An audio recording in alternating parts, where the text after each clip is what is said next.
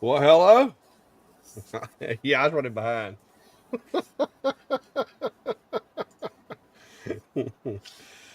Oh, Lord, busy week. Busy, busy, busy. Hello, everybody. How are y'all? See who all gets here, shows up. All right, let me go back through these comments right quick. Well, how are you, Steve? I'm here. You seem a little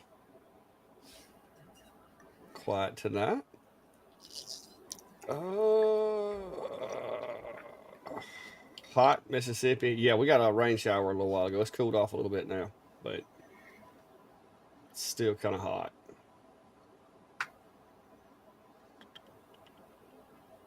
All right, looks like we got Miss Sharon, Jeff, Scott, Victor, Chris from the Land Down Under.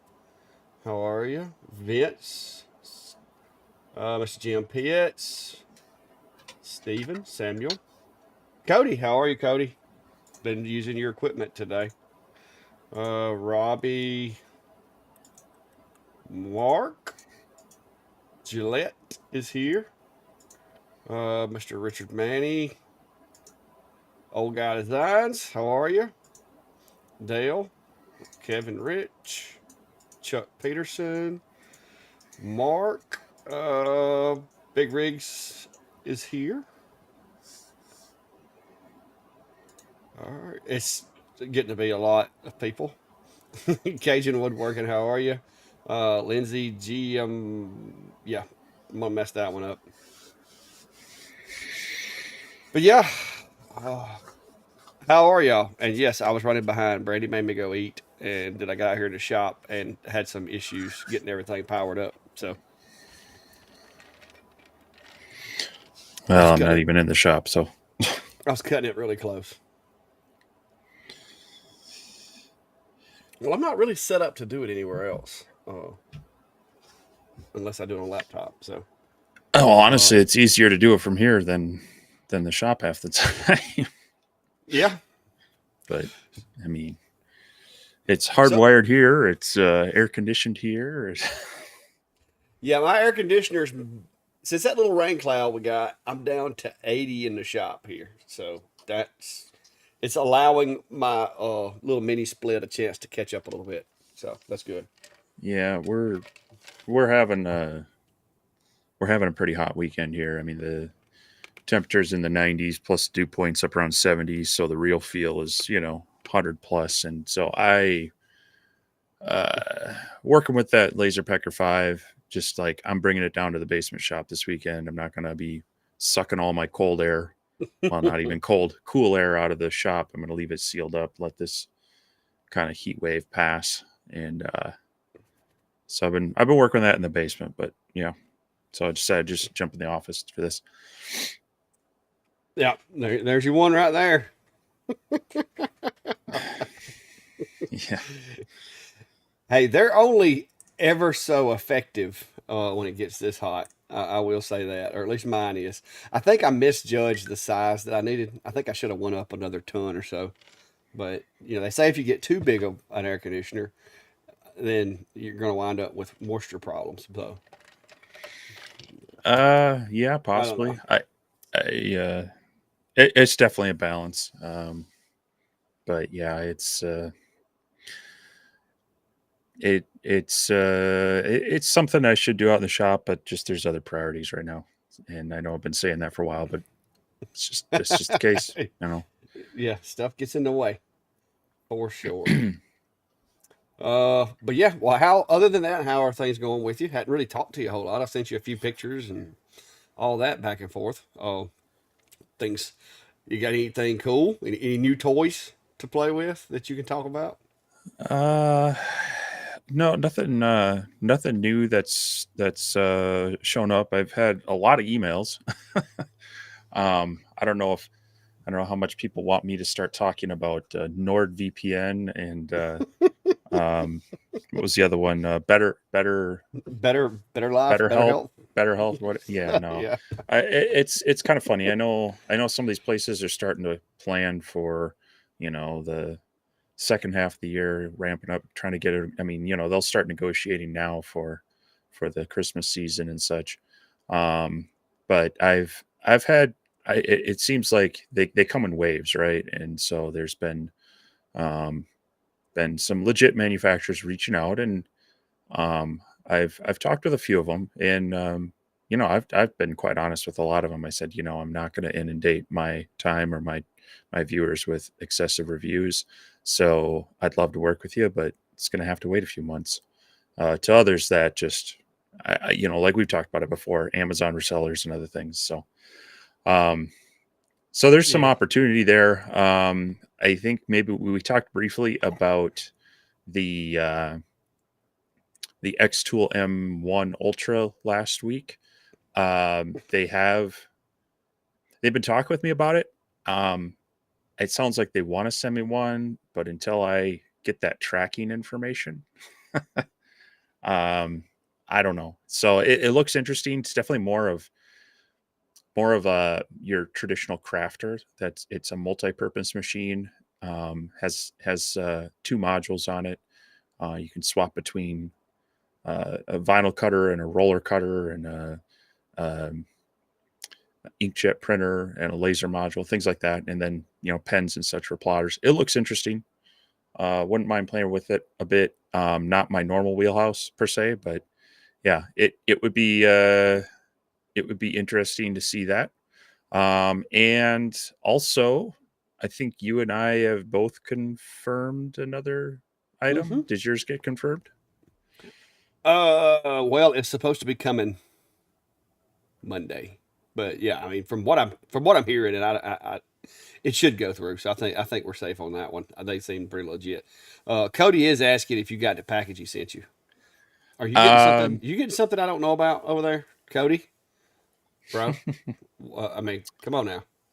not yet. I think I got if you haven't signed up for and this is for everybody, the postal service gives you like a daily digest email of what's coming in your mail and also packages that are in transit to you. So you get a daily email on that. I think that might be Monday or Tuesday is when that when I think if I'm looking at it right, Cody. So I haven't gotten it yet, but yeah, I saw there was a package coming. So yeah, the other thing is uh, I'd actually posted a couple things on the Bamboo A1 Mini that I've been playing with, and in doing so, apparently got in touch with one of their marketing people, and now they want to work with David and I. So it sounds like the two of Okay. us are going to be starting out with the A1C. A1C. So that'll be kind of fun. Um, Unfortunately, mine is I do have tracking information for that. It's going to come midweek, about the time I take off for a work trip for a few days this week. So um, it'll be it'll be sitting here waiting for me when I get back next weekend. But yeah, so that'll be kind of fun. I actually have a couple of projects that I need to work with it for laser items. So we'll jump right on that. It's going to have that 4-color combo. It's a little side octopus thing, but yeah, I'm excited. After play with the mini for a past week and a half, I think that larger one is going to be fun. And of course, we'd all love to see the X1 Carbon with the Oh, AMS module on top. That would be really nice. But we'll well, see. I just printed me another part a while ago, and I'd be doggone, I laid it down somewhere. But yeah, according to what they told me, the A1 should be shipping, or I should get the codes Monday. Is what she told me because it was late Friday when we were exchanging emails, and so it'll be Monday before I can finish it up. But yeah, I'm looking forward to that. Like I said, I like my Ender 3, but like this morning I went to use it, and of course it's been sitting for a little while and had to run through some calibrations and stuff. So from what I've been told, the bamboos aren't quite as finicky when it comes to that kind of stuff. So we'll see. I Yeah, do know that the ender, it works, but you have to know how to keep it adjusted and how to get everything just right to really be able to crank stuff out.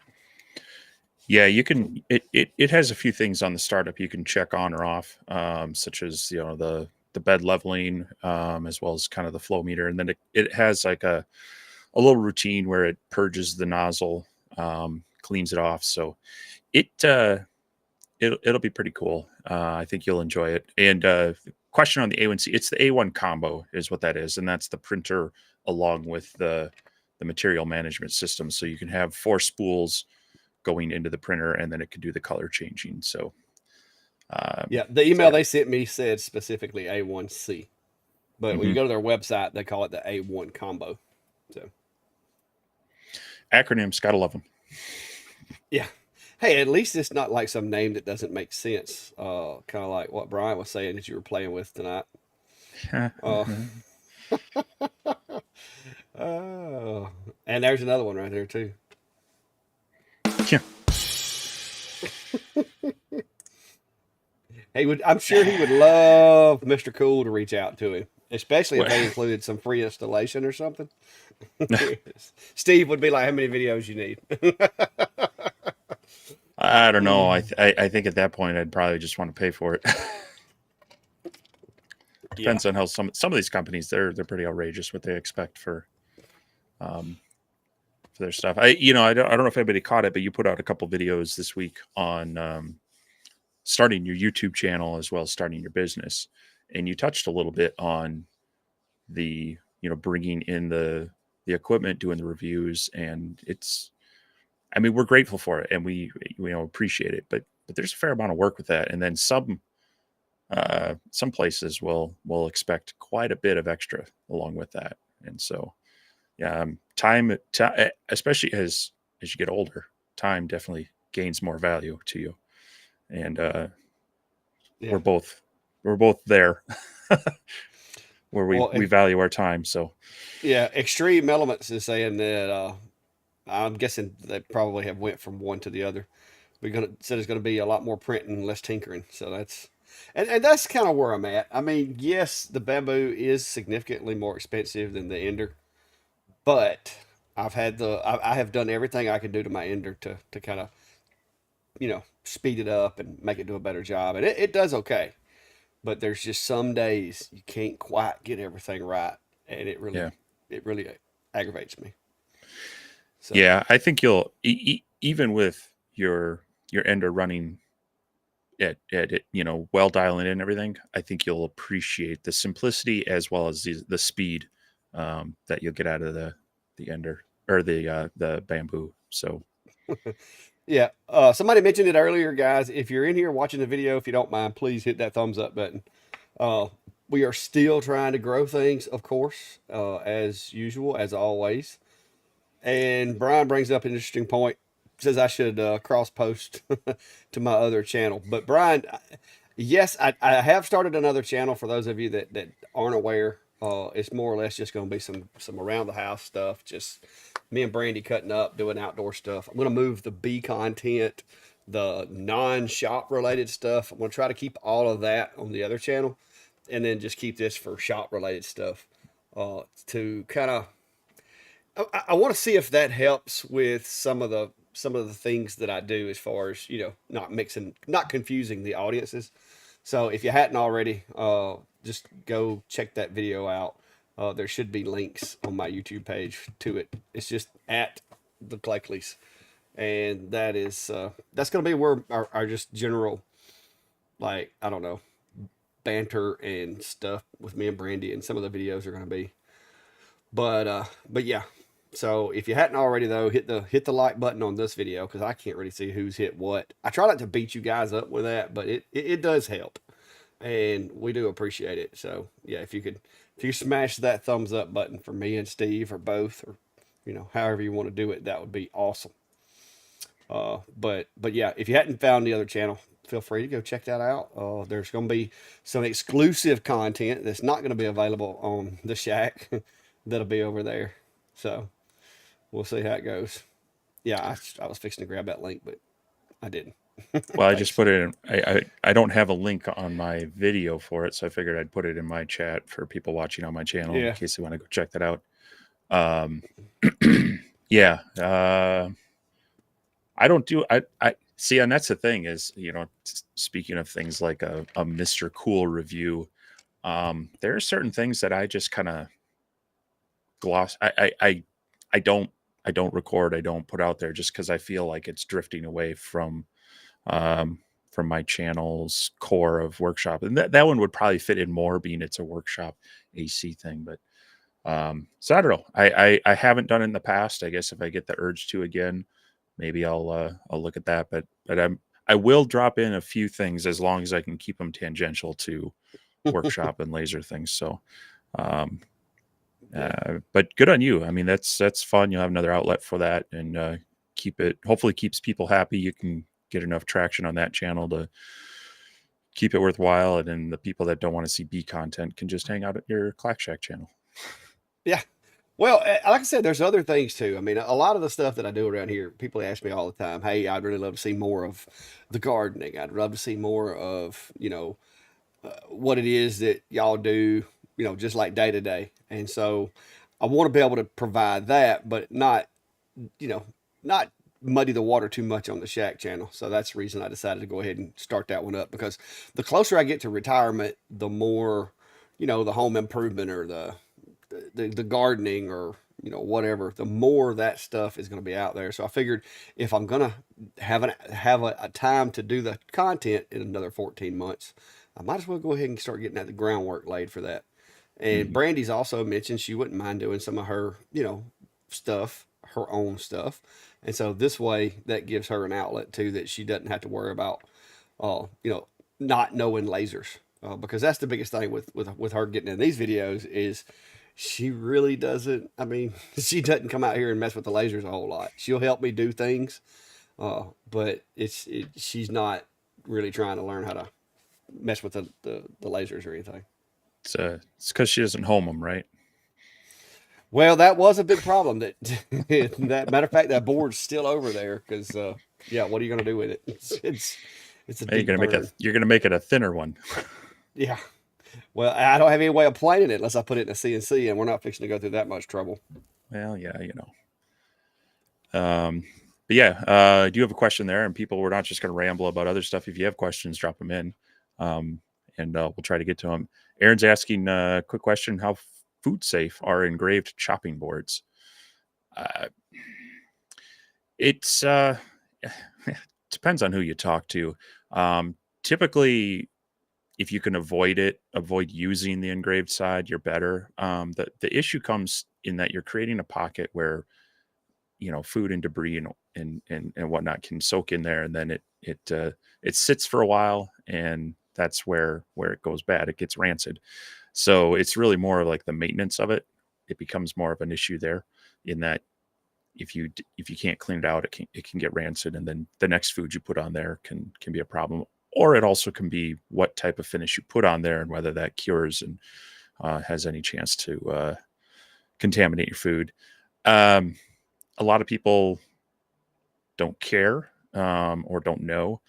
So generally, well, what we try to recommend to our customers, because I know we've talked about this in the past, is have like your decoration side and then your use side. If they really want it to be a dual purpose board, and so you try to put the engraving on the side that they can display, whereas if they would flip it over and use the other side when they're actually going to use it, that's how it's going to be. Also going to depend on what kind of food you put on there. I mean, if you're just going to put some a charcuterie tray out with some cheeses and cured meats and such, it's not really going to do a whole lot to it. You just kind of wash it off when you're done, rinse it off, re-oil it every as often as needed. It's going to be fine. But I, out of just an abundance of caution, because you're going to get the one customer that's not going to listen and not going to do the oil treatments, not going to clean it as much. It's a good idea to maybe put on there that this engraved board is meant for decoration purposes only, um, and should be oiled regularly and all these other things. It's kind of the disclaimer that gives you a veil of, I told them not to do that, um, but Yeah. If at the very least, I would say give them a usable side and an engraved side. You got any thoughts on that? No, I mean that's about the same thing. I mean, I tell people, first of all, if you're going to pay me to engrave something on it, you're probably not going to be, cutting your onions and stuff on that part because you're going to mess it up. So I tell them, hey, the way it works is this way: you get a nice looking cutting board when it's laid out on the counter being presented. It looks nice, but you flip it over, and that's the side that you do the work on. Because you will. I mean, you will destroy the engraving if you chopping onions on it or something. So typically speaking, people aren't gonna, they don't want to destroy the personalization, so they will use the other side. Hmm. And a lot of times, if it's something that I'm making that's like a breadboard or something like that, and they're like, "Hey, I want it finished with polyurethane or whatever." If I put anything on there that could slightly be toxic, I'm going to engrave the back of it. This piece is intended for decorative purposes only. Blah blah blah, and it's going to be engraved into the cutting board. And I have done some of those. I've did some glue ups before, and engraved it to the back of the cutting board so that if they did, like you said, if they did eat off of it and eat polyurethane, then my thing is you told me it was strictly decorative. It was not going to be functional. Right. Oh, and that way too, if they like sell it to somebody else or give it as a gift, you don't have to worry about did that message, make the trip. Sure. Da, da, da, da, da. Somebody's asking about my name. Well, my last name is Clackley, and because everybody just started calling me Clack, that's what I have been called in law enforcement now for the past 25 or so years. It's stuck, and so very few people here in my hometown know me by anything other than that. And of course, this is a shack, so this is the Clack Shack. So yeah, that's how that happened. You know, I don't know how many shacks have AC though. Well, I didn't say it was a like unair conditioned shack. I just said it's a shack. Hey, the pictures of when I first started working out here. Uh, I mean, you've seen those. Hmm. It was much different. Hang on a minute. All right, here we go. All right, there you are. That is what it looked like when I first started doing work in here. So that was it right there. Them old wood heater, which there's only so much time you can spend chopping firewood until you just get tired of it. But that Well, that that's has actually been on the top right there since I did my remodel. And that's right after I did the remodel a few years ago. So I actually added that wall in the door. But that's what it used to look like. That's the original Clack Shack right there, baby. So there you go. Now you know. see. But firewood heats you twice. Yeah, it gets you hot when you're cutting it and hot when you're burning it. But then you got to Right? clean the ashes up too. Like three Oh, times practically. Then, yeah. yeah. I used to, dude, I would get in here and start a fire. And by the time the fire got warm, I was done. I was going in the house. And so I Yeah. was like, yeah, but back in the day, that's all I had. It was either that or freeze to death. So, but when I first started doing actual videos out here, I, I didn't even really have. I don't even think I may have just. I had just put that wall up and just put the door in, but I kept the door open most of the time. So I didn't get air conditioning until what, last year? Yeah. Yeah. If you look back, and the way you can tell is look back at some of my old videos from like June of a year and a half ago, and you'll notice that there's like sweat like everywhere, and most of the videos I had sweat running down my face. That was because I had fans and I had to turn the fans off in order to do video because if not, it sounded like I was standing next to a helicopter during liftoff. So yeah, we've come a long way. So Well, yeah. No, I'd be borderline sweating it out if I had been spending the weekend out out in the main shop, sucking all that air out, and replacing it with the outside air, and then trying to do it tonight. I'd be probably sweating right now. So yeah. Sup, Valley Forest? How are you, sir? And those of y'all don't know, it's Eric over at Valley Forest, the man, the myth, and the legend. On the other end, that's probably part way of a good weight loss program. Working in a hot shop like that. A good way to get a heat stroke is what it is. Well, Have a stroke. yeah, you can stay hydrated, but still be sweating a lot. Yeah. Yes, Extreme Elements. I am still working.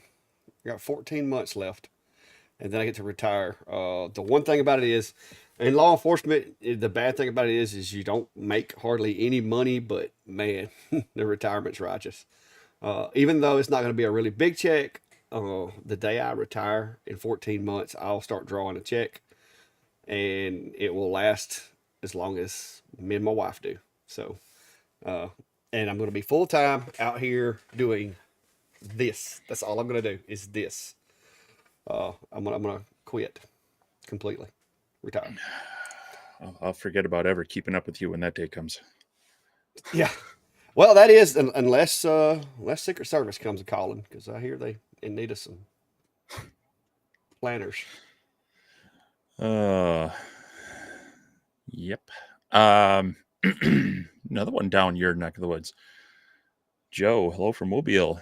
I have an old 3018 CNC running a 7-watt diode, looking for an upgrade between S1 for size or F1 for speed and versatility, unless better idea. That's like apples and oranges right there. The S1 and the F1 are that's apples and oranges. Yeah, so the size is a big thing. The F1, well, it has about a 4-inch square working area, and it does have the dual lasers, but your cutting is going to be really limited, even with the 10-watt on wood material, just because those Galvo lasers, they've got the beam that kind of gets angled. It doesn't have air assist, so your cutting ability on that's going to be limited. The S1 is definitely going to be bigger, and depending on what module you get, if you go all the way up to the 40-watt, you're definitely going to be able to do a lot more cutting. But then to swap out and do any sort of metal work is, those modules aren't cheap. To add that if you want to be doing a lot of like metal engraving and such. So the F1, we've really promoted that as it's a really great solution for portable engraving. If you're doing a lot of shows, taking it out on site, it is got that slide down shroud that keeps the smoke and debris, as well as the light radiation kind of contained. So you're not going to be damaging people's eyes, and you can pipe it into a small fume extractor if you're wanting to cut down on the actual smoke and such too. But yeah, it's something to really think about. If you're just going to be doing engraving on pre-made blanks, that F1 is probably going to be the way to go.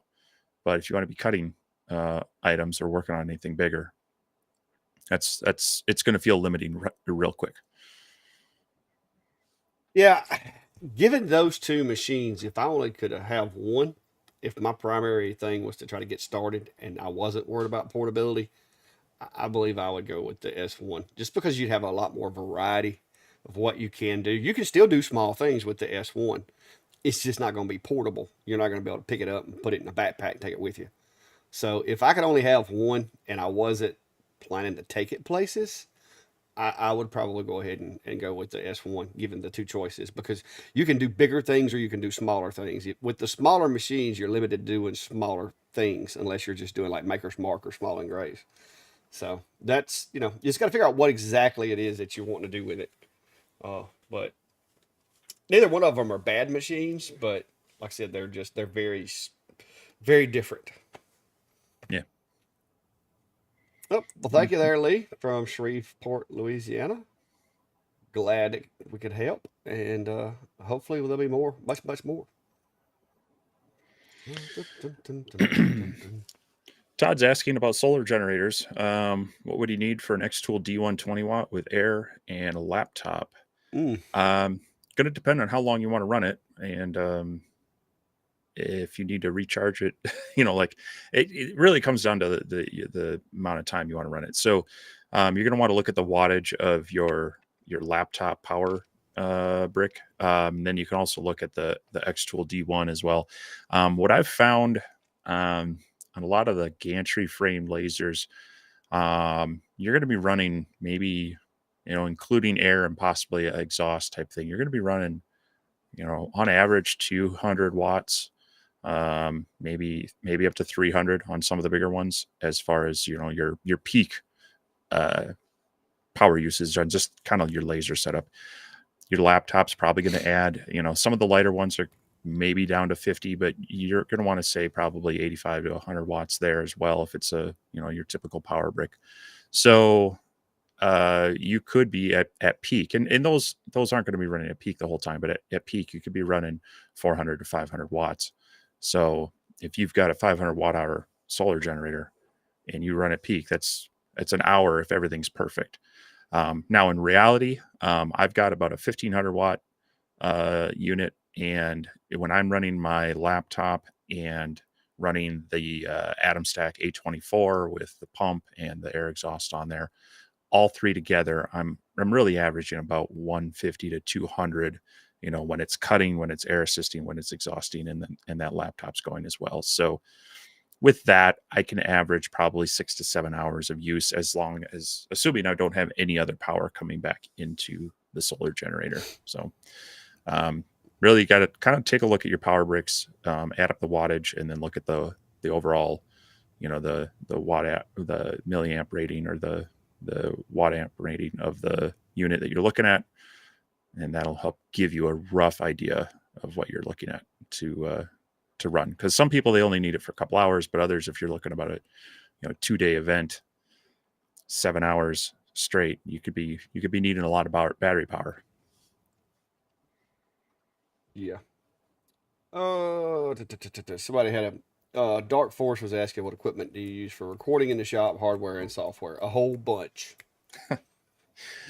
Whole bunch. I do Yeah. plan on doing a video on that because people keep asking. But I know me and Steve both, for the most part, everything kind of hubs through Streamlabs and then goes out from there, for making videos and capture software. But now, as far as hardware, the computer that I've got, you don't need what I've got. I've got a really massive machine that I used to use back when I was on the Secret Service task force doing computer forensics. It was a beast back in the day, but it basically EOL'd to the point to where it was considered no longer functional. And instead of destroying it or whatever, they just basically, Secret Service just sends you a letter saying that equipment is no longer needed for service and you can take it home, dispose of it, whatever. Because it had a lot of evidence and stuff on it that I had to get rid of. And so I'm using it, but when it was purchased, it was like a $16,000-$17,000 chassis, not to mention all the upgrades it got. So, but it's old, like it's from 2010, but back then it was a beast. I have done a few upgrades to it here recently just to keep it going, but it needs to be replaced. Um, yeah, I guess the my question would be, is this out of curiosity to get me started, or just curious of what we have and what we use? Because those are two different things. We're both a bit of gear junkies. As a matter of fact, I just ordered a couple more things today. I got to Yeah. stop watching. I got to stop watching some of these videos where they recommend gear. But the to get started, really, a phone, a decent smartphone, is all you really need. Now, ideally, from there, and I think Clack touched on this a little bit in his video, audio is king. If you have bad audio, it doesn't matter how good your video is. But followed up with that, video is important.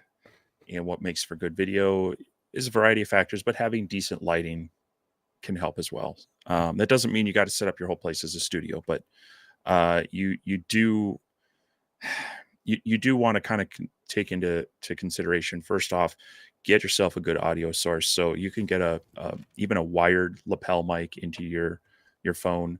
But if you can get a Bluetooth microphone, like a little lapel style or clip-on style that you see a lot of people use, having good audio is going to help your videos quite a bit.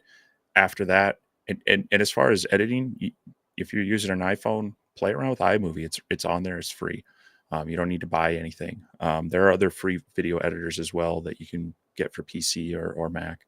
But play around with that, and then start looking at some of your lighting quality. And sometimes that's just, I mean, you don't need to go out and buy a video light, but go out and buy a treble light. You know, those kind of domed lights. Put in an LED addressable light bulb. You can get all this stuff at Home Depot that you can kind of play with. Does it need to be a little warmer or a little lighter? And just so that you can, you know, not have dark spots in your video. Those are the two things. Work on your sound first, work on your editing, I guess 3 things, and then add in some lighting. But all that gear is not going to matter if you're not an interesting person or excited about what you're doing. So, you know, it comes down to it. You just got to kind of jump in, start getting a feel for what you want to do. And as long as you're excited about it, your video production will get better. So, Yeah, I mean, literally, when I first started, I was using these guys, which these still do pretty good. These are they're still Logitech, yeah, they're actually, if you Logitech look out there, 1080p they're, cameras. they're, Uh, one of the and recommended for streaming and everything. and I have a few because these are like when I'm setting up recording something, I'll set a couple of them to get different angles. And that's why this one's got this nice little stand right here. And then this one, I've got clamps and everything I use with them. But those work really well. I've got a third one that monitors my 3D printer in the house. But I have started using now the Elgato kit. I use the Elgato camera. I use the Elgato mic. I got the Stream Deck, and all that kind of works together. And I pump it into Streamlabs for the live. Uh, I used to try to use my Sony ZV-1 for the lives, but me and you both know that that thing's an awesome recording camera. But to set it up as a webcam, you kind of got to set it up and leave it set up, or it's Mm-hmm. just a hassle to Yeah. try to put the battery extender in there and run the cable and change the settings. And so to me, I would rather just run with a purpose-built USB webcam and go from there. But there's a lot of settings and stuff that goes into it. And then I know we both use Adobe for editing. I think I use a little bit different version.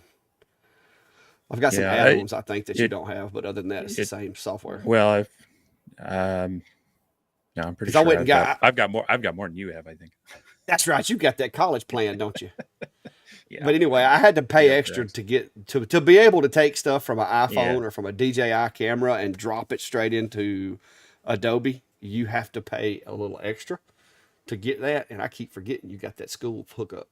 But Yeah. And again, I mean, I try to caution people in trying to buy too much gear for anything. You know, there's plenty of free stuff out there, and um, you can get yourself stuck into a loop of I need this, I need this, I need this, I need this. And God, there was a saying I saw somewhere earlier. You know, don't let perfection get in the way of progress. Is basically the sentiment of it. Start with what you've got and figure out once you feel limited by that, then figure out what the next step is. Which kind of segues into this question. yeah, yeah, the extreme elements asked, does speed actually matter if you're getting started as a business, considering the jobs won't flood in right away? And my answer is not really. I mean, not in the beginning until you start getting bigger. Like we start getting jobs to where you're having trouble keeping up because you've only got one machine running. You don't necessarily have to go buy the latest and greatest machine. You could realistically just go buy another whatever it is you're using and have two of them, and you've just cut your production time in half. So you know you could go with that either way. If you feel like you have the revenue to justify purchasing a better machine to go along with that one, then do that. But I've always went with the whole idea of just more machines, because technically if I had 100 of something to cut out, I could right now fire up 5 different lasers and have them cutting. And between the A70, the X40, the P2, the Lasermatic, the We Create, and the X-Tool S1, I could have 100 units cut out in just a little while. Now, my setup time is going to be, different because I got to, import it to all the different machines. but I could and not have to have a 25 by 50 work area because I have machines that I can call into service and use them if I need to, and if I'm not using them, I can wheel them over there out of the way. So it depends on your situation, and you might not want to keep up with 3 or 4 machines, and but what's going to wind up happening is, let's say you decide you want to buy another machine today. Well, now you've got 2 choices: either keep the one you've already got, or sell it on marketplace for a fraction of what you paid for it, which is probably you're going to get less on marketplace than you would if you just kept it and did small jobs on it from time to time. So it's it it's a personal preference, in my opinion. But Yeah. multiple machines is a force multiplier. Well, and also as you grow, um, I mean, even as you're getting started, um, being having one machine that you're relying on is a scary proposition. If that goes down and you got an order, you really appreciate having that backup machine. So, even as people are upgrading, I caution them to, like, hang on to that old machine unless it's absolutely not doing anything for you, because you never know when you're going to have to call it back up. Cody's asking a question. He said he knows CO2 lasers pretty well. Fiber lasers, not so much. Says he found a BWM Tech 60 watt MOPA JPT for 5K. Is this a good choice? It's practically brand new. I mean, if you're not, I mean, if that's what you're in the market for, I mean, I'm not familiar with that brand. For Um, 60 watts, that seems about the norm. for a 60-watt MOPA, I'm just looking at what some of the typical people ask for them, and again, yeah, I'm not as familiar with some of the fiber manufacturers to know if BWM Tech is a like a higher quality or not.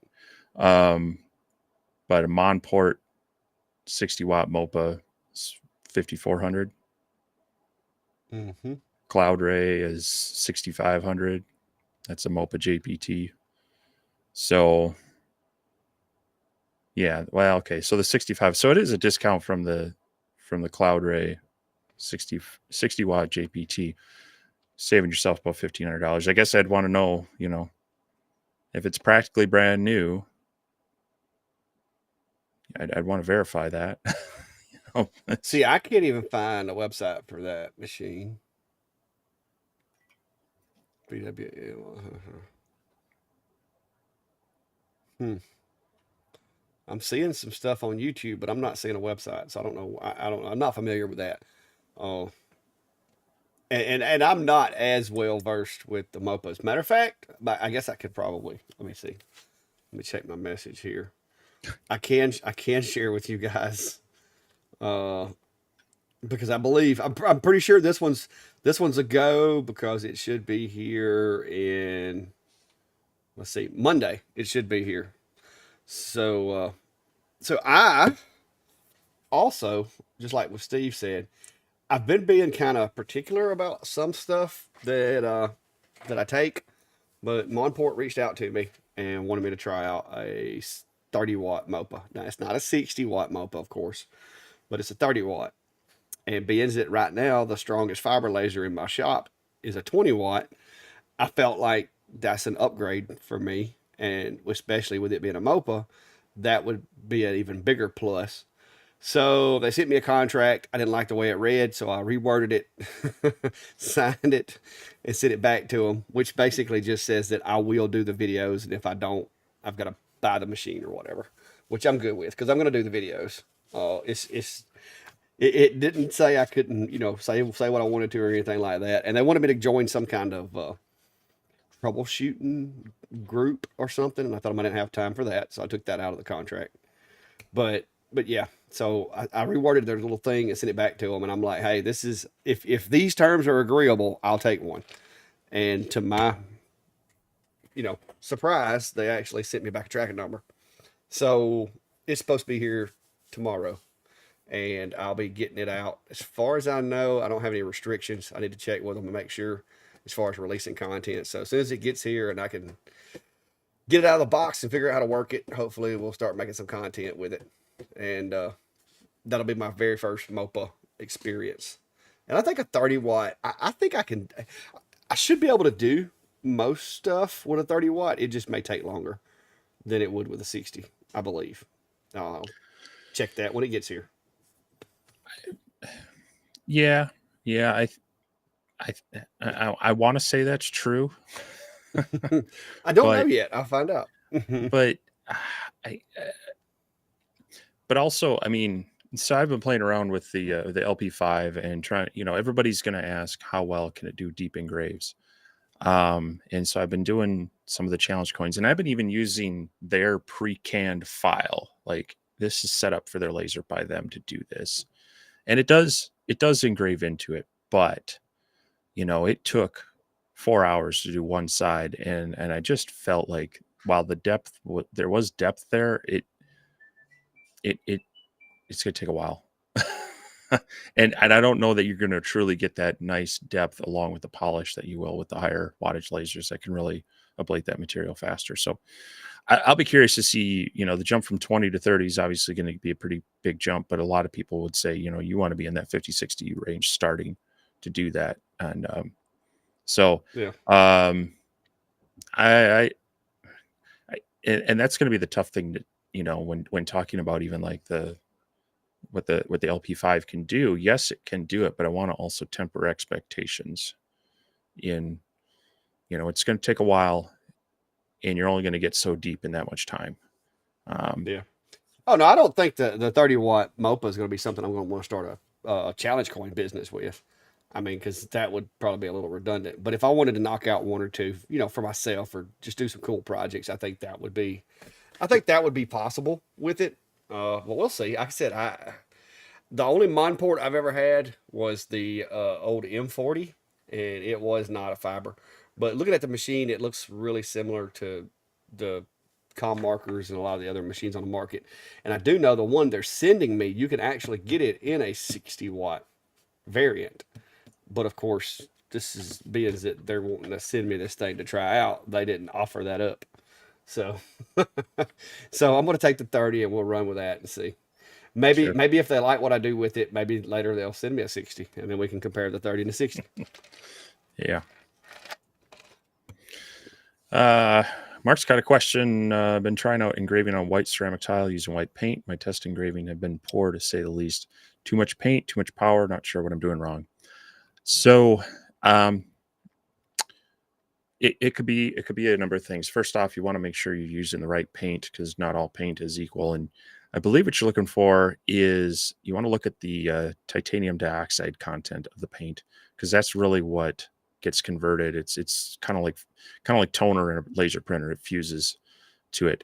And so I'm trying to think. The Rust-Oleum 2X, Mm-hmm. like antique white, I want to say, is one of the ones with a higher content of that. And I don't know about too much power. Obviously, if you're ablating it too far and you're getting beyond the ceramic, that could be too much.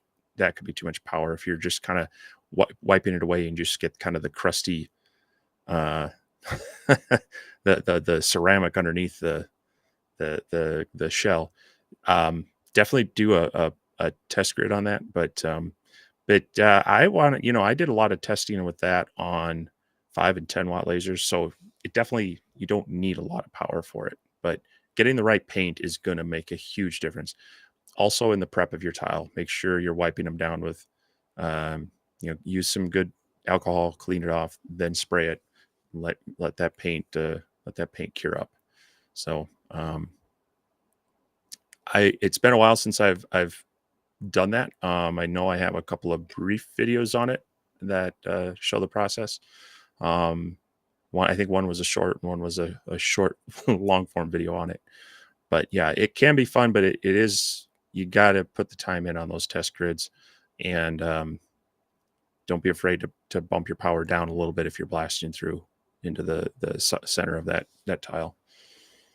Yeah, if you're getting through that, was it porcelain covering or whatever, Yeah. then you're probably a little hot. Uh, oh, wait a minute. Not the one. There it is. They keep moving by the time I go to pick them. Greg, I have been doing machine testing and doing some other stuff today. So I've just got everything put up, but the machine I'm working with, I have to keep it over there for right now. So, but soon enough. But yeah, it's I've been testing some stuff. I've been playing around with Cody's bits, making some CNC projects. I've even got myself a piece of 3/4 inch Lexan that I managed to get, and I'm gonna be trying. I'm still trying to come up with a project for it. I was gonna make a dust shoe for CNC, but then I realized I didn't need a dust shoe for a CNC because I had like a bunch of them laying around. So back to the drawing board, trying to figure out what I'm gonna make. Uh, maybe I'll figure out something, but I've got a nice like 2 foot by 2 foot by 3/4 inch thick piece of Lexan that it's gonna make something. I don't know what it's gonna make yet, but I'm gonna make something out of it. If it ain't nothing but a sign with some lights in it, maybe. I don't know. We'll see. Mm-hmm. um, yeah, but going back to the paint thing, you can buy titanium dioxide and powder. You mix it up, and that can help as well. Um, I actually I don't know if I still have it. I think I had bought some at one point because they use it like what in soap making as well. Um, so another thing to play with, I believe you generally mix it up with alcohol, make it into like a paste, painted on type thing, unless you can get it into some sort of sprayer. But a lot of ways to play with it. I mean, the tile engraving can be fun, but yeah, it's something like anything. Takes a bit of playing and a lot of frustration until it finally clicks. Yeah, I don't do a lot of that. I've played around with it, but I don't do a lot of it. I tell you what, I am fixing to do, and that's because my wife has requested it. Uh, what's the pans? God, the glass pans. Uh, yep, it's on the tip of my Pyrex. tongue. Pyrex. There you go. Yeah, my wife has requested a Pyrex pan engraved, so I told her to bring me two, and I will make her one. so, so I'm gonna be doing that. I'm thinking as long as she doesn't go crazy with the size of the pan, I'm thinking the P2 is gonna be my go-to for that. Just because I know it'll interact with it. I'm never done Pyrex, so I don't know. I may run a couple of test grids with some of the other machines, but I'm gonna try to use the CO2, the P2 for that if I can. I've done glass with diodes. I've done glass on CO2s, but I think for this job, I think I would prefer the look that I can get from the P2. So we'll see how that goes. Cool. Looks like Vince has a good tip for the titanium dioxide there. Mix it up with denatured alcohol and some food coloring to see your coverage. Spray it on with an airbrush and shake and spray. So yeah, something to play with. And yeah, you can get some inexpensive airbrushes out there. Another cool tool to have in your shop for playing with these things that you don't need to spend a ton of money on. I've had some very expensive airbrushes and I've had some very inexpensive airbrushes. Unless you're really good at what you're doing, you're not going to notice a whole lot of difference between the two. So Yeah. Thank you, Cody. I'm not sure for what, but thanks. Somebody said they've done something that looks great. Oh, this is what I was trying to get. There we go. Oh, wait a minute. Oh, there it is right there.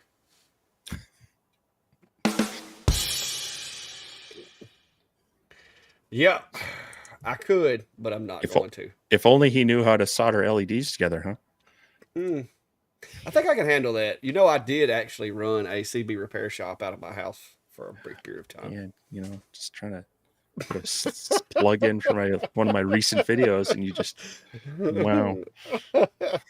But I'm sure if I have forgotten how to solder, I'm sure I could come over to your channel and watch your video that you did, Steve, on soldering LEDs together and figure it out. But Yeah.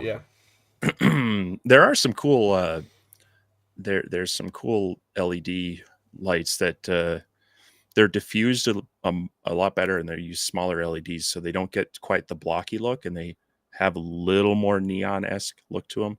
I want to play with those at some point. Maybe that's the thing. I need to get a big sheet of acrylic, use my old flute Jenny bit to carve out the pathways for them, stick some of that stuff in there. If I could just afford that big sheet of acrylic. hey, It's I not got cheap. lucky. I got lucky on mine.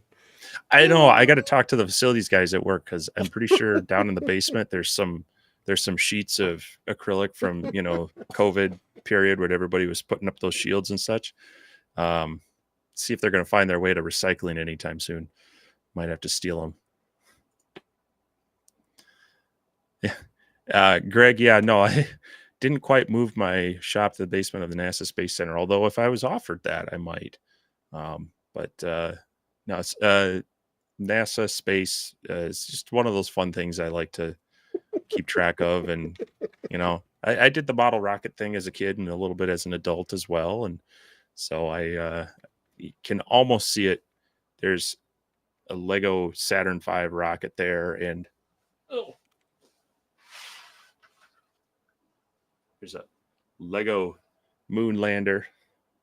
So when you have kids growing up that like Lego, sometimes your Christmas present are Lego kits as well. So I don't mind Yes, if they're the NASA ones. They're kind of fun to put together. somebody was talking about it, but yeah, back in the day, I used to shop at Radio Shack. Just FYI. Nice.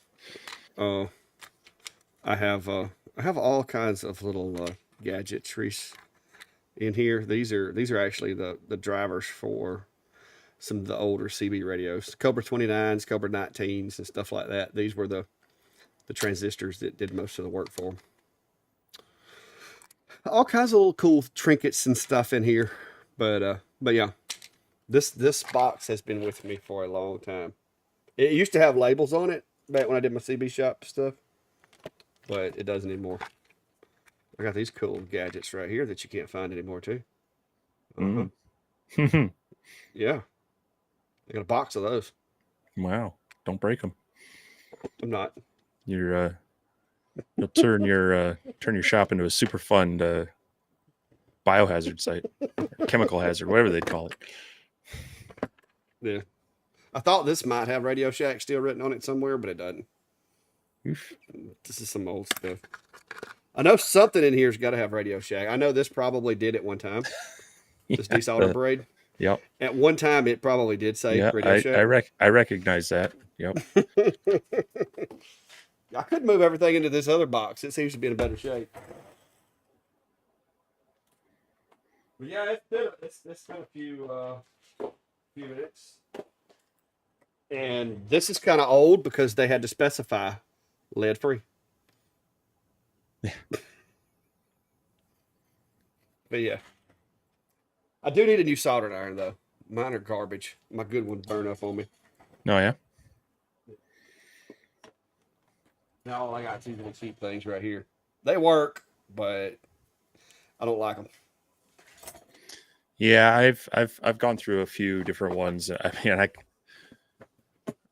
couldn't tell you how many soldering irons and gears I have right now, because I tend to. It's kind of like some of those tools you want to have them. Like I want one in my basement shop. I want one out in the upstairs shop. I have my portable one that can hook up to a battery. I've got one Yeah, out at the flying field. It's one of those skills that it's really good to have, um, because even if it's something as simple as like, oh, a wire broke on, well, like I mentioned in my video, I see that on the X Tool fans. People are like, oh, I pulled the plug out and the wire broke. Well, it's not a difficult fix if you have some basic soldering skills. So yeah. And I can tell you, this was purchased at a Radio Shack. nice.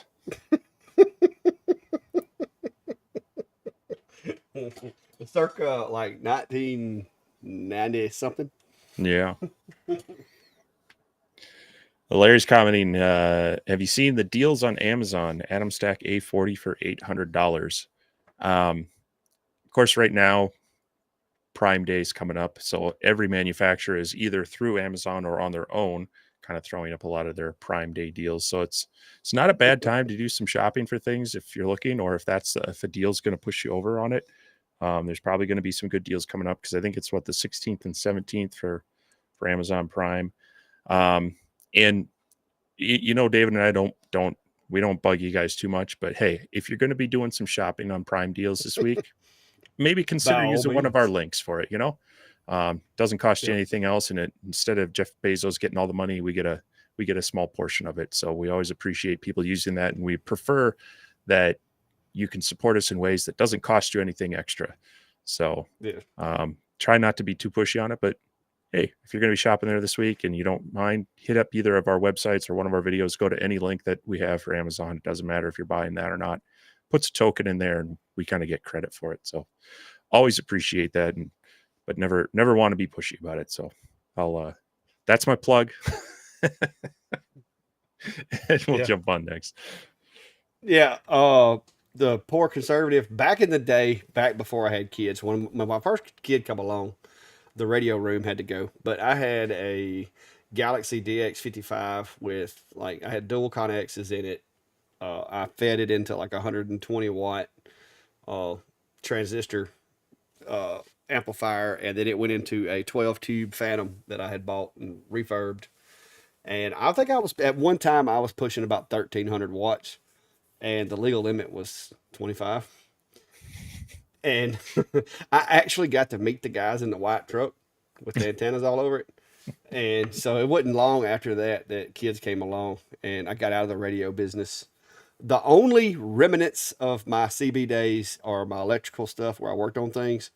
And I up until recently I had some old radio stuff in one of my storage buildings. But there's an antenna tower at the end of my house that is actually sections of what used to be my 80-foot tower that I had at my other house. We used it for an antenna. It's not that tall here. It's like freestanding 25 feet here. But yeah, it was a mess. No, I actually never went and got my ham license there, Gray. Uh, that's the whole thing. I was outlawing it.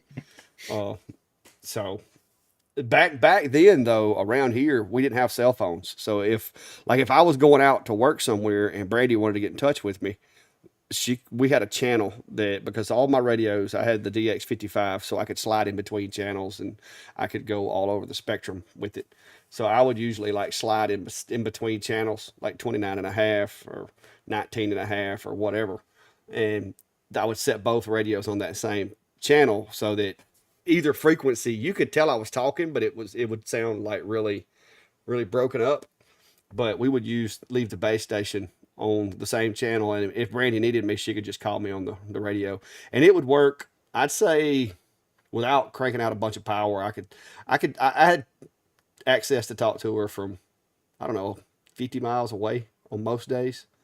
Some days not that far. When the skip would start coming in, you start hearing the Puerto Ricans and everything. You'd have to crank some power up then. But for the most part, I could do 55 miles or so just barefoot. So, but yeah, that was a long time ago. And then the internet came out and I got out of it. But same thing back then as applies now. Back then, when I got into the CBs real big, I started fixing my own and doing stuff. And literally, believe it or not, I haven't had a CB shop in my house in 15 years. And I had a log truck the other day pulled over on the side of the road in front of my house and come up there and was like, "Clack, man, can you look at my radio?" I'm like, "Dude, I don't even have no gear no more." He's like, I got a SWR meter. Something's wrong with my antenna." Come to find out, his antenna had fell off and they put it back on there and they put the polybutylene bushing on the wrong side. And so his antenna was grounded. And so we just had to unmount the antenna, remount it, put it back together. But I used to have like all the meters and I had a lot of money and stuff. And then when I got out of it, I sold everything. I sold all of it. But it was fun back in the day. But I think that's one of the reasons why I enjoy this stuff, because I did get an understanding of electrical stuff and how to piddle with it and play with it. I had a buddy of mine that ran a legit CB shop, and basically I signed up to be an apprentice with him, and I would do stuff for him in his CB shop, and he would basically pay me with like I had one radio that had 16 different toys in it, like where you could push the button and it would kind of like that, but it had like 16 different Hot Porky Mama and Sylvester the cat and all these different toys in it, and it was just Mhm. crazy. But yeah, I wouldn't mind getting me another one, but CBs are just around here. People still use them like on the river and when they're out off roading and stuff, but it's just not as common as it was back then. Sure. Well, Cali Vapor's asking, snagged an Atom Stack A70 Max for 1750. Anyone use the Atom Stack app for cutting? Um, Mm, I haven't. I I've played around with the offline controller. You know, if you load the files on there and use that, but I haven't played too much with their app. Um, mainly mainly because they tend to be a bit limiting unless you can maybe import files that you've pre-made elsewhere, and then it's just as easy to load them. So unfortunately, no. I mean, and if I understand right, Atom Stack kind of recently created an app that's a little bit better than some of them I've seen, um, which is nice to see. I mean, also, along the lines of you've got XCS with Xtool, you've got what's the We Create has there's Make It software Creative or whatever, space or whatever. um, Create something. and Laser Pecker has their design space as well that are they're they're actually halfway decent. And the thing I like about Laser Pecker is that actually that the mobile one mirrors their desktop one fairly well. I haven't played around with the Xtool mobile app as much, but it's nice to see them. But it's hard to kind of go back to them when you use some of those desktop apps or um, Lightburn in general. So unfortunately, I can't speak too much to it. But yeah. Um, that being said, I mean, a lot of these don't take a whole lot of computer to drive it. So if you can find a refurbished laptop out there, I've seen some that probably you could snag for $100 to $200. They're going to run Lightburn just fine, or even Laser GRBL. So depending on your level of tolerance for frustration and whatnot, and I know everybody's budget's different. You don't have to have a $1,500 laptop or crazy desktop to run a lot of these. So don't be afraid of finding a good refurbished computer to run it if that's what all you can get. Yeah, somebody's asking what a UEFA discount is. I'm not sure, but it looks like to me it's something to do with European something and others. Because everything I'm finding references European and Europe and euros and so forth. So I'm not sure. That may be like I said, a discount for the. I don't know. It's not something I'm familiar with, and Google is not doing a very poor job of telling me what it is. Yeah.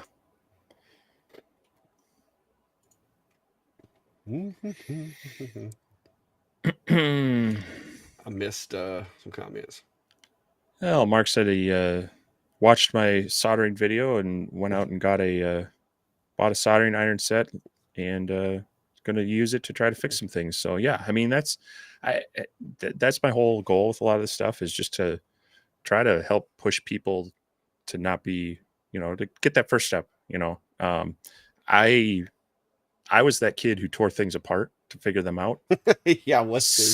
Sometimes put them back together, but it's made me and I try to teach this to my boys somewhat. It's like when the dryer went out, I mean there were a lot of places like, yeah, we'll help you buy a new one, and came out it was just a relay on the valve, and um, no local Valve. place wanted to sell me that, um, so I had to buy it online. But picking up some of these small skills like soldering can definitely help add some longevity into your gear. So I'm glad it can help. I'm glad you found some use of it, and hopefully it does you well and saves you a little bit of headache and some money.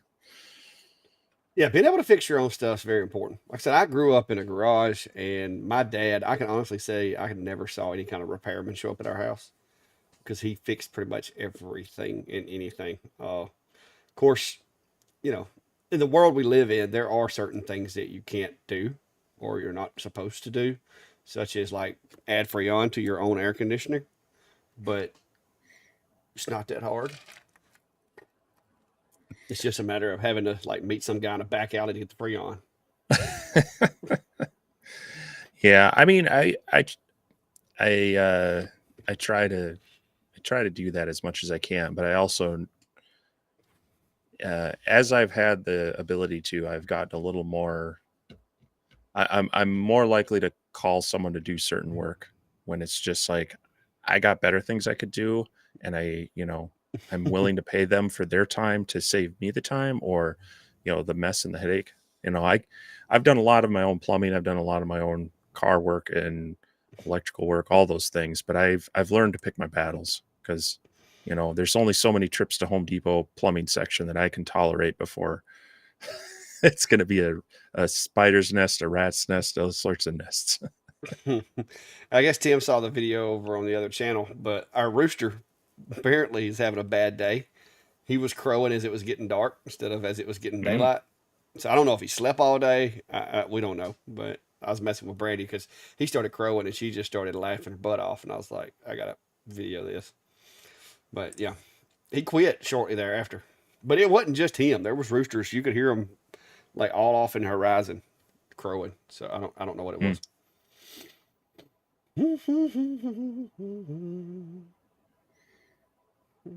Mm. Poor Conservative says brand new to lasers and just bought a small diode from Adam Stack. Going to try getting into this. And yeah, that's why you'll see us trying to not just jump to the crazy expensive high end lasers.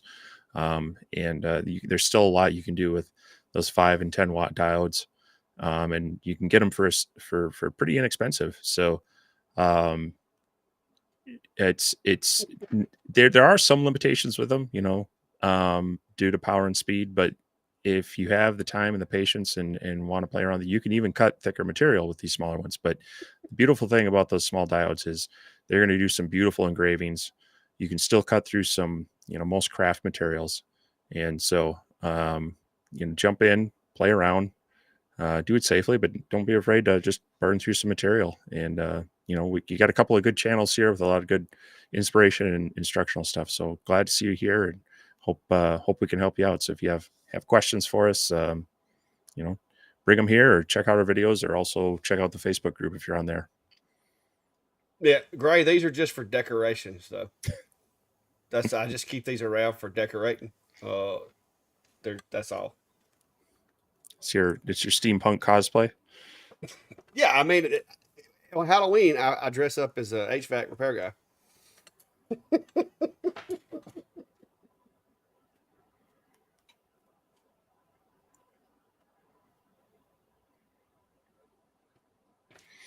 Let's see here. Like I said, the Com Marker B6 MOPA. Have them on Kickstarter. Maybe, yeah, like I said, haven't heard from Com Marker since the 20 watt, so Yeah. I think a 60 watt's probably out of reach anyway. But it'd be cool to play with. Steve will probably get one, and then maybe I can just see what his does because Steve gets all the cool toys. Yeah, I don't know about that. Yeah. You're the one with Right? a. I haven't even been able to get X-Tool to send me things lately, so I don't know what you're talking about. Not gray. Those are strictly for decorations, man.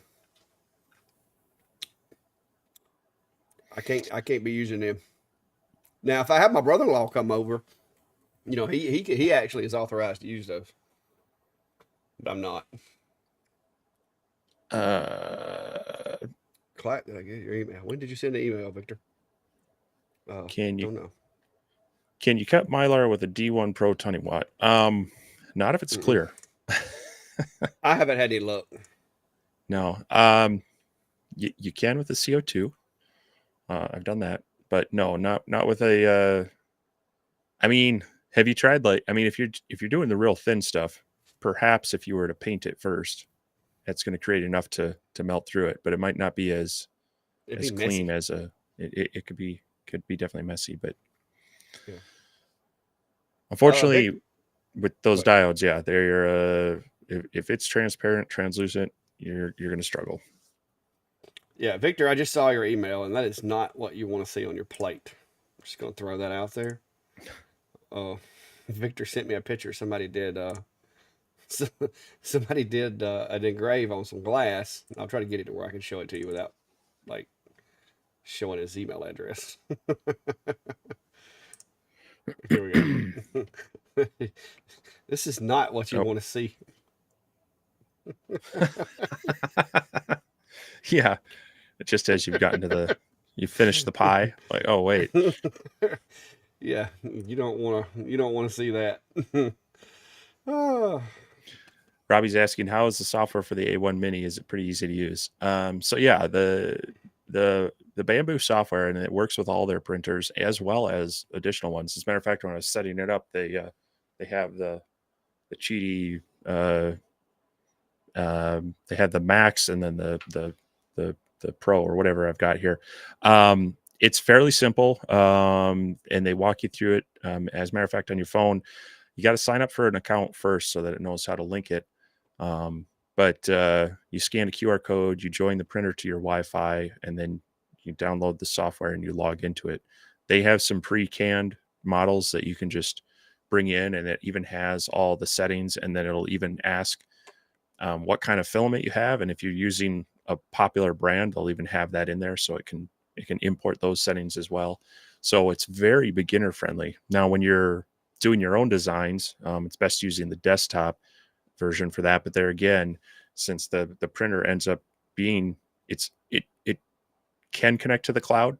Now you can still load on through an SD card, but you can just sign into your new device with your account, and it'll go out and see that printer, and you don't have to add any, you don't have to copy your configurations and profiles in. It just pulls those down, and then you can drop in STLs and such, and there again you kind of step through their setup of what filament and such.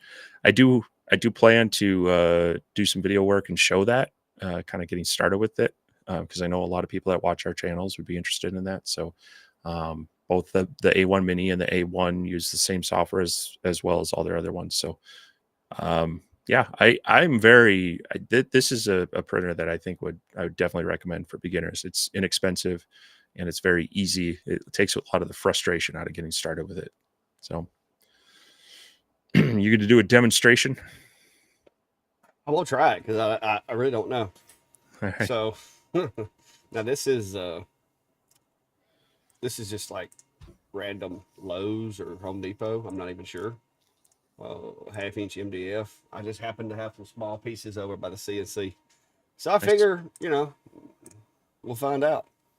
I will say that from my experience with MDF, it's probably not going to do a single pass drop. Could, Yeah. but I doubt it. Well, while 20, that's 20. doing that's thing, Nancy's asking which would be your choice between the Rolly 30XW and the Atom Stack 70 watt with the expansion rails. It depends. Yeah, if you're needing to do okay, so I think this would be if you could get the wider, if you could mimic the A40 setup where it's nice and wide, you got your 31, 32 inches of working area wide, without going the 30 inches deep. So it's, the 18 inches deep. That's nice if you can build your own enclosure and if you need that space.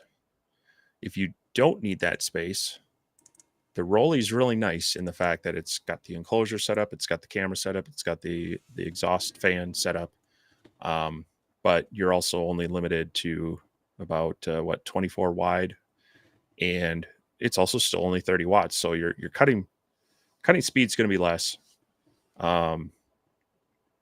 but again, you're still going to be able to do a lot with that 30. There's not a whole lot more that the 70 watt can do that the 30 can't do, given some speed and time considerations.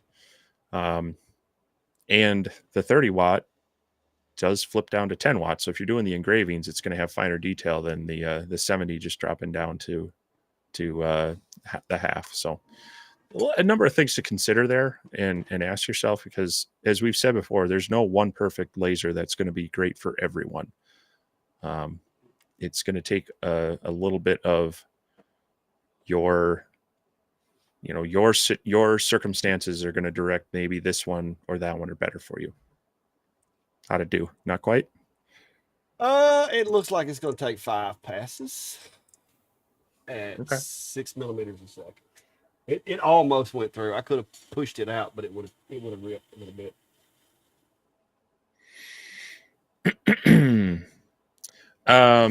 Yeah, Russ, if you can export the STL files, depending on the software you have, you can definitely make them work for CNC.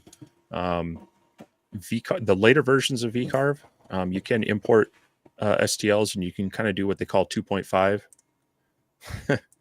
access carving. If you want to really do the fancy carving with STLs, two-sided and all that, you're really jumping into Aspire.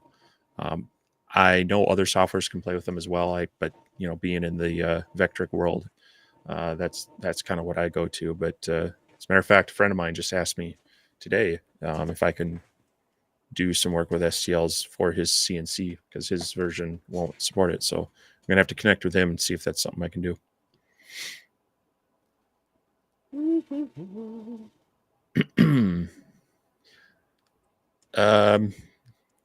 Gray's asking, moving from a 10 watt diode to a 40 watt diode, does that translate to 4 times as fast cutting or faster? No. It's not a linear translation. So it is going to gain speed, but you also have to keep in mind that generally you're dealing with the same focal length. So as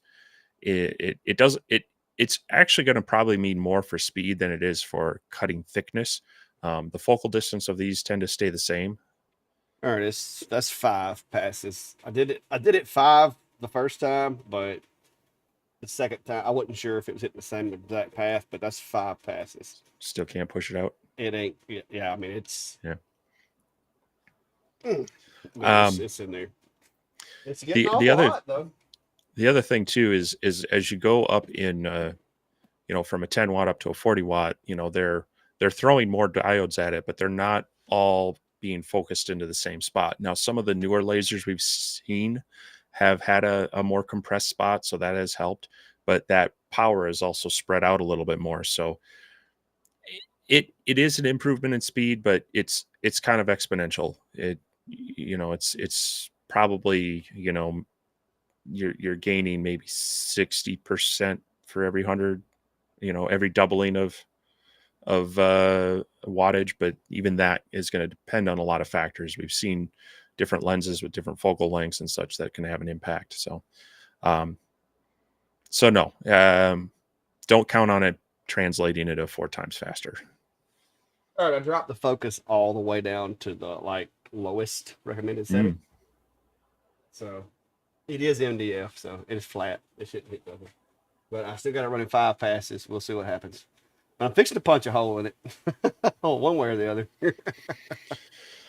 So Medic 2690 is asking, can the X-Tool F1 Ultra etch engrave a filled bourbon bottle? I mean, yeah, I would think so with the blue.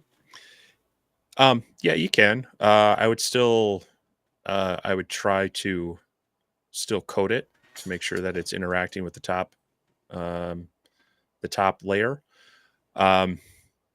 You shouldn't, you're probably not going to risk it where you're going to heat up the liquid so much that it causes a problem. Okay. You just want to be careful that, some glass does not react well to etching. So I would definitely start lighter and move on up if you can. But I've seen it done. The F1 Ultra with the blue laser and a coating to interact with the glass is going to work fine. So yes, it is possible.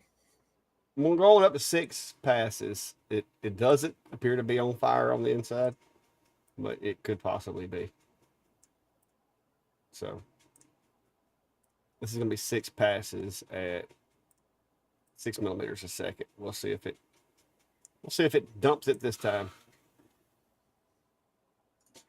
But this is I said this is thick. This actually maybe thicker than a half inch. Goofy Loopy's asking, I have a Monport 100 watt. Now we can't get it to cut. It engraves, but will not cut. Is there anything I can check in Lightburn? Wondering if we accidentally changed the setting.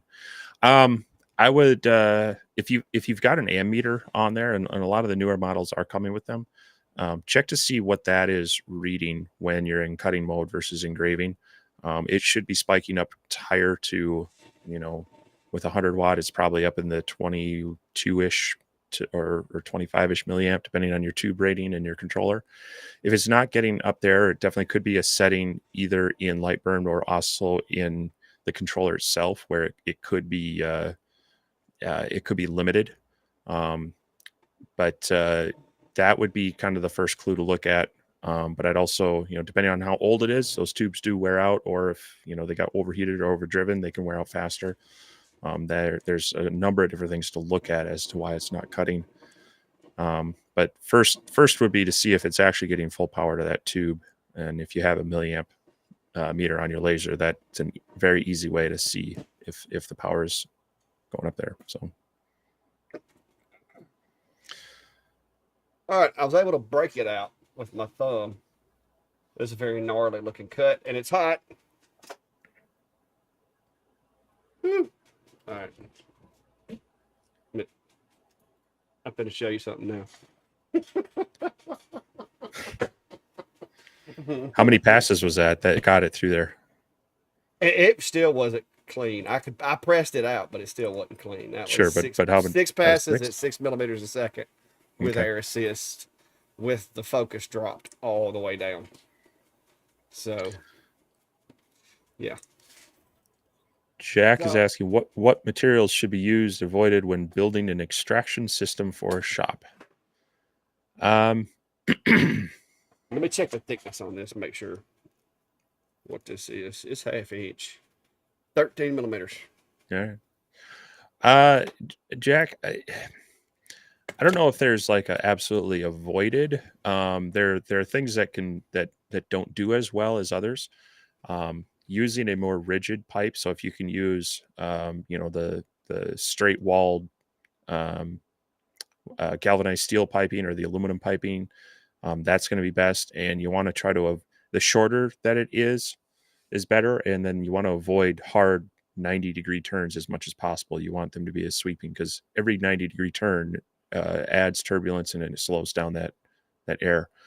Flexible piping can be used, especially when you need it in a little more flexible area, but also understand that is going to cause turbulence and slow things down as well. But I try to use the galvanized metal piping as much as I can, and then just use flexible at maybe the very inlet and possibly the outlet. But and most important thing is to try to seal up any joint, any connections as much as possible. That'll cause either additional suction points where you don't want them, or leak points if they're on the other side of the fan. But I've seen people use the flexible pipe. I've seen people use PVC pipe. You can use. I try to stay away from the dryer vent, real thin walled stuff, because that punctures very easily, and you'll find yourself losing even more flow. And if it's on the other end, it'll push that smoke out through pinholes and such. So it's a whole different thing if you're talking about chip collection versus just smoke extraction, though. So Yes. Yeah, I wouldn't be doing the same with both.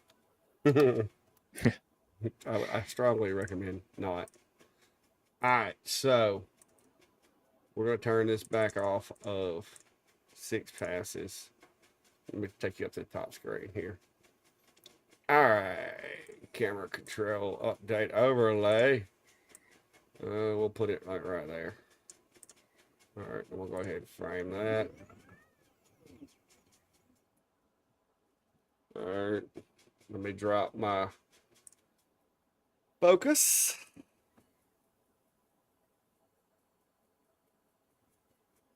I'm just gonna run this off top focus to start with. Well, what the heck? You know what? Let's show off. Z offset. Let's see, what do we say? This is 13 millimeters. So I'm gonna drop my Z 5 millimeters for this cut.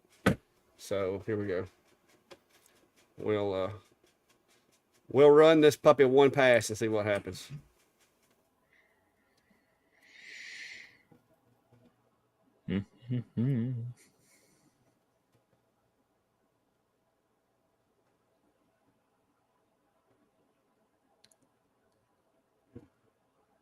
Moment of truth.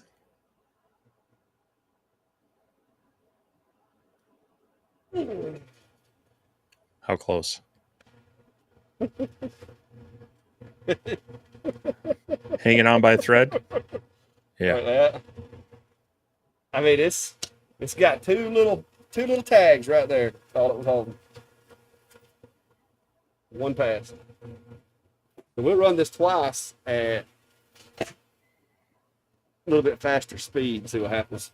This is the difference, though, guys. I mean, it's a little different. Here we go. Update overlay. All right, remove that over there. Put it right on top of that one. I'm gonna run it. We'll just do 2 passes, just to make sure.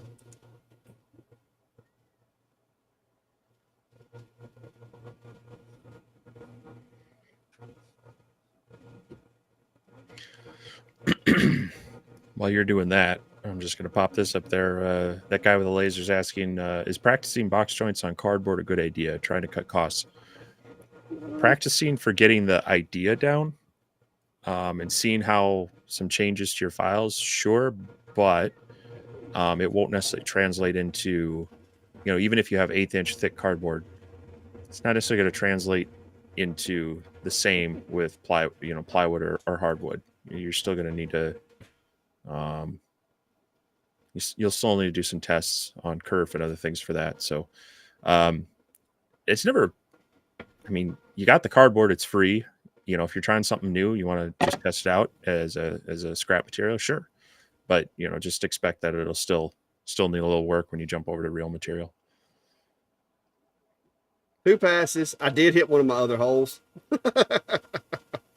2 passes, clean cut. Lots of soot though. Lots of soot. And that's at 6 millimeters a second. 2 passes, and it's literally a clean drop. There was no snags, no nothing. So, but the difference is too. I mean, this machine has the clearance that I just put a 5 millimeter drop on my cut for this cut line, and it's hard for you guys to see it, but with this machine, I can actually assign the module to go deeper, just like a CNC, before it makes that cut. And that enables me, especially with the longer beam of this machine, I could have went down the full 6.5 to be focused midpoint of the material, but I just didn't want to get that close to the material just in case. But because it could let some stuff get back up in the nozzle, dirty up my lens.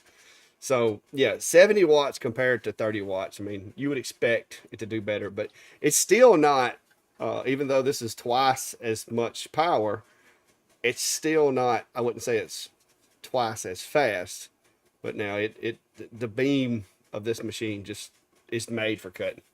That's just the way it works. But that's 1/2 inch, 13 millimeter MDF with the A70, AKA the lightsaber. Turn this fan over here. Let's see here.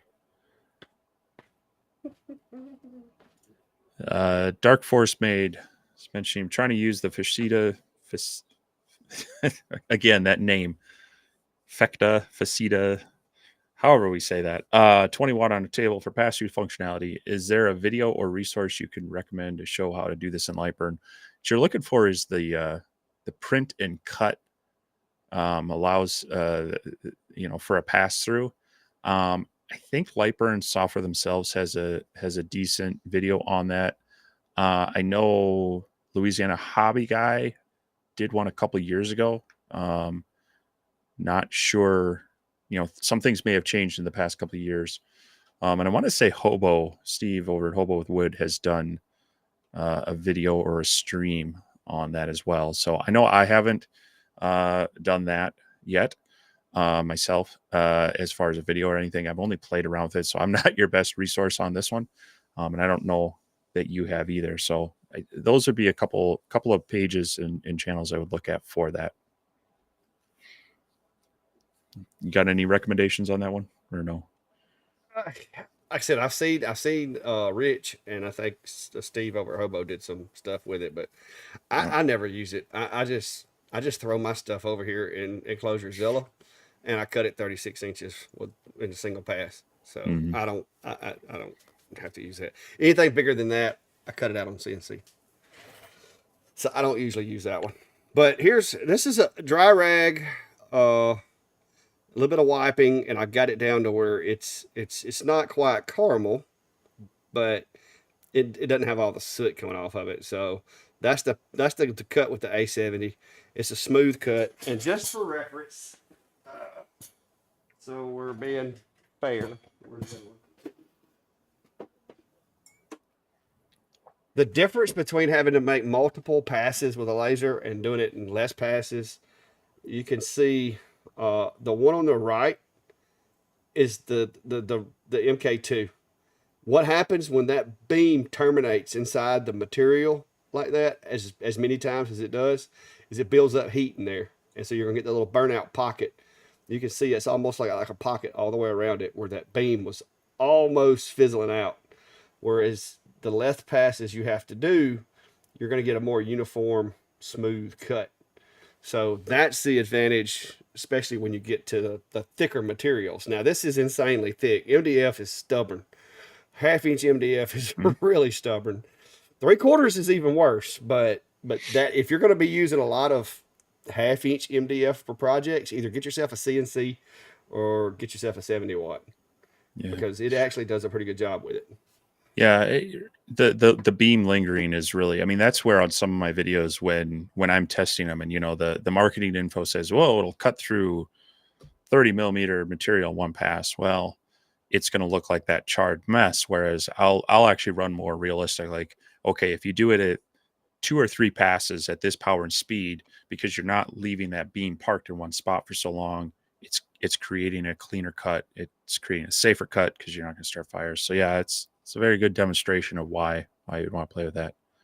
So Yeah. And a um lot of that too has to do with the beam length, yeah. because the longer the beam, because you got to look with the MK2, because it's kind of a short focal length. By the time the beam makes it halfway through the material, it's so out of focus that it's generating a lot of heat but not doing a lot of cutting. And so that's why, as it gets deeper into the material, you start seeing a lot of that erosion of the material, is because that beam is just so out of focus. Whereas with the A70, I'm serious, guys. The beam on that A70 is that long. Like, I kid you not. I need to do some more video on it. It is massive. Like, it's 3 inches. It when it's regularly cutting without dropping the focus, it's a good inch and a half above the material. When it's cutting it, it literally looks like a lightsaber. But but that also helps because the beam stays focused over a greater distance through the material.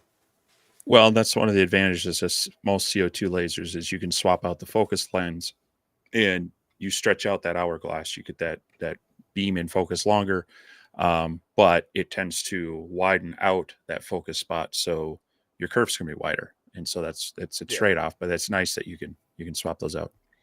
We're gonna need to re-roll the intro music because Jack would like us to start over. So if you want to go ahead, Jack, better late than never. Glad you could join us. There you go. There you go. That good enough? But yeah. But no, it's like an hour and 40 minutes late, man. Yeah, I mean, did you even get credit for showing up? No, you can watch the replay, Jack. It'll be there for from now on. So you can catch that. Listen to us while you're driving or something. Gray Vikings asking if the helicopters, aka mosquitoes, are bad up here in Minnesota. Yeah, they are. It definitely is pockets. I mean, Minnesota is a very wet state. I mean, if there's not a lake or a river or a pond, it's a cornfields hold just massive amounts of moisture in them as well, and so it's just the entire state's a breeding ground for them. And with all the rain and flooding we've had, they've been extra bad. What's interesting is there was all this talk about the cicadas, and I think I've heard them one or two evenings. So I don't know if that's still in store for us yet. Um, the other thing that gets bad is we got those little, micro biting flies. Um, those are almost worse than the mosquitoes half the time. But yeah, I can't wait for August. Tends to be drier up here, weather wise. So I'm really looking forward to next month, and hopefully we don't do the typical Minnesota thing where it's like September comes, hey, it's fall, and all of a sudden, hi, winter, what are you doing here so early? I'm banking on a longer fall this year, so we'll see if I get my wish. He said Jackson's after the participation medal.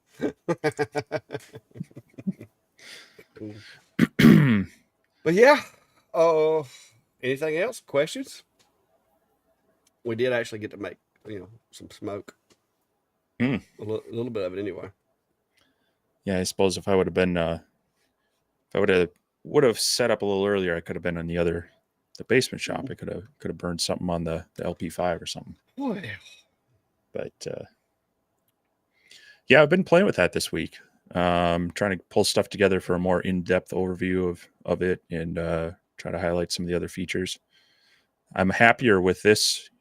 If people saw my LP2 video, the roller accessory, it was okay for like doing a tumbler, but as far as feeding material, I really didn't care for it. This has that platter slide extension thing. It actually works better. It definitely it expands the working area of that laser.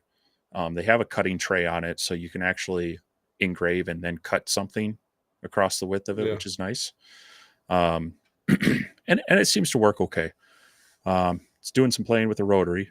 You know how much I love rotaries. Oh, those things you never use. Yeah, I use them. They're just not. They don't get. They don't. I don't know. I don't get as excited about that as. Well, Klein told me the other day if you had an extra Atom Stack rotary, he could actually use two right now because he's got this big tumbler job. He's hit me up wanting to borrow where he can set two machines up to run them. Yeah, he's hit me up wanting to borrow a machine. I only have one Atom Stack. I gave him my Acer. I've kept the black and the gray Atom Stacks because that way I've got a backup in case one gets killed. Mm-hmm. But yeah, he's been like, hey, if you're going to be at work that week, I could just use your shop. I'm like, yeah, okay, all right. Burncarf print. I don't know what I'm going to be doing yet. The first few months, I'm just going to be living in blissful, like, I don't know, joy. So we'll see, far as doing stuff or events or whatever. I have talked to May when she does her events here in town, because a lot of the ladies that come to the events bring their husbands or whatnot. And I have talked to her about possibly partnering and doing like a little, I don't know, like an introduction to lasers or something like class along with her class while she's doing the classes on the different things that she does. One, to give the guys something that maybe they might be interested in, and two, maybe to also give a chance for some of the folks that watch our channel come and maybe just see some new toys, play with a few softwares, hang out, and, maybe do a project or something. But we'll see how all that goes. As retirement is getting there, is like priority one is to get there, and then we'll figure out what we're going to do. Well, if you start doing that, you're definitely going to need the M1 Ultra, and then you can do demos to all the crafting ladies. Oh, I told her that thing was basically a cricket, and she told me to stay in my lane again. Well, so I mean, if they send one, I'm gonna have to implicate you somehow and tag her, and just because I like to cause a little chaos. Yeah. Well, what you do is, because see, I've threatened to do like a May video to where I just, because she does just her hands mostly. And so I've threatened to set a video up with that machine and just use my hands. I've tried talking her into doing a shop swap, but she won't do Okay. it. Yeah. Like basically one night, like she come to my shop and I go to hers and we do a project and Hmm. do a video of it. I would do a video of me in her shop doing something, and then she would come here and do the same thing. So, but I think she's scared. Well, now, I think she's intimidated by all the lasers.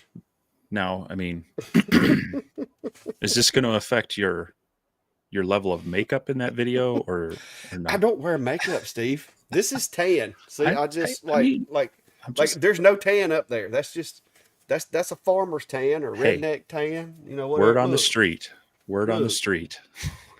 I'm a legit redneck, man, or brown neck, whatever you want to call me. Mm, Oh, yeah. that was awful. Yeah, that guy was like, dude, whoever does your makeup needs to learn how to do it. And I'm like, what? Dude, I'm just tired. Leave me alone.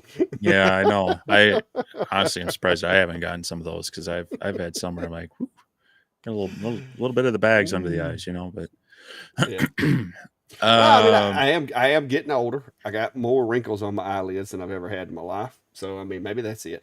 Me and Brandy even thought maybe I had like been messing with something that I cut on the laser, and maybe I had wiped my eyes and had like soot on my sure, eyes. could be. Because I mean, that's feasible. So we went back and watched the video and like zoomed in, and I couldn't see it. I couldn't find it. So I was like, Hmm. well, because I was going to give him an alibi if I had wiped, soot on my eyes or something. I was going to give him an alibi, but yeah, there wasn't any.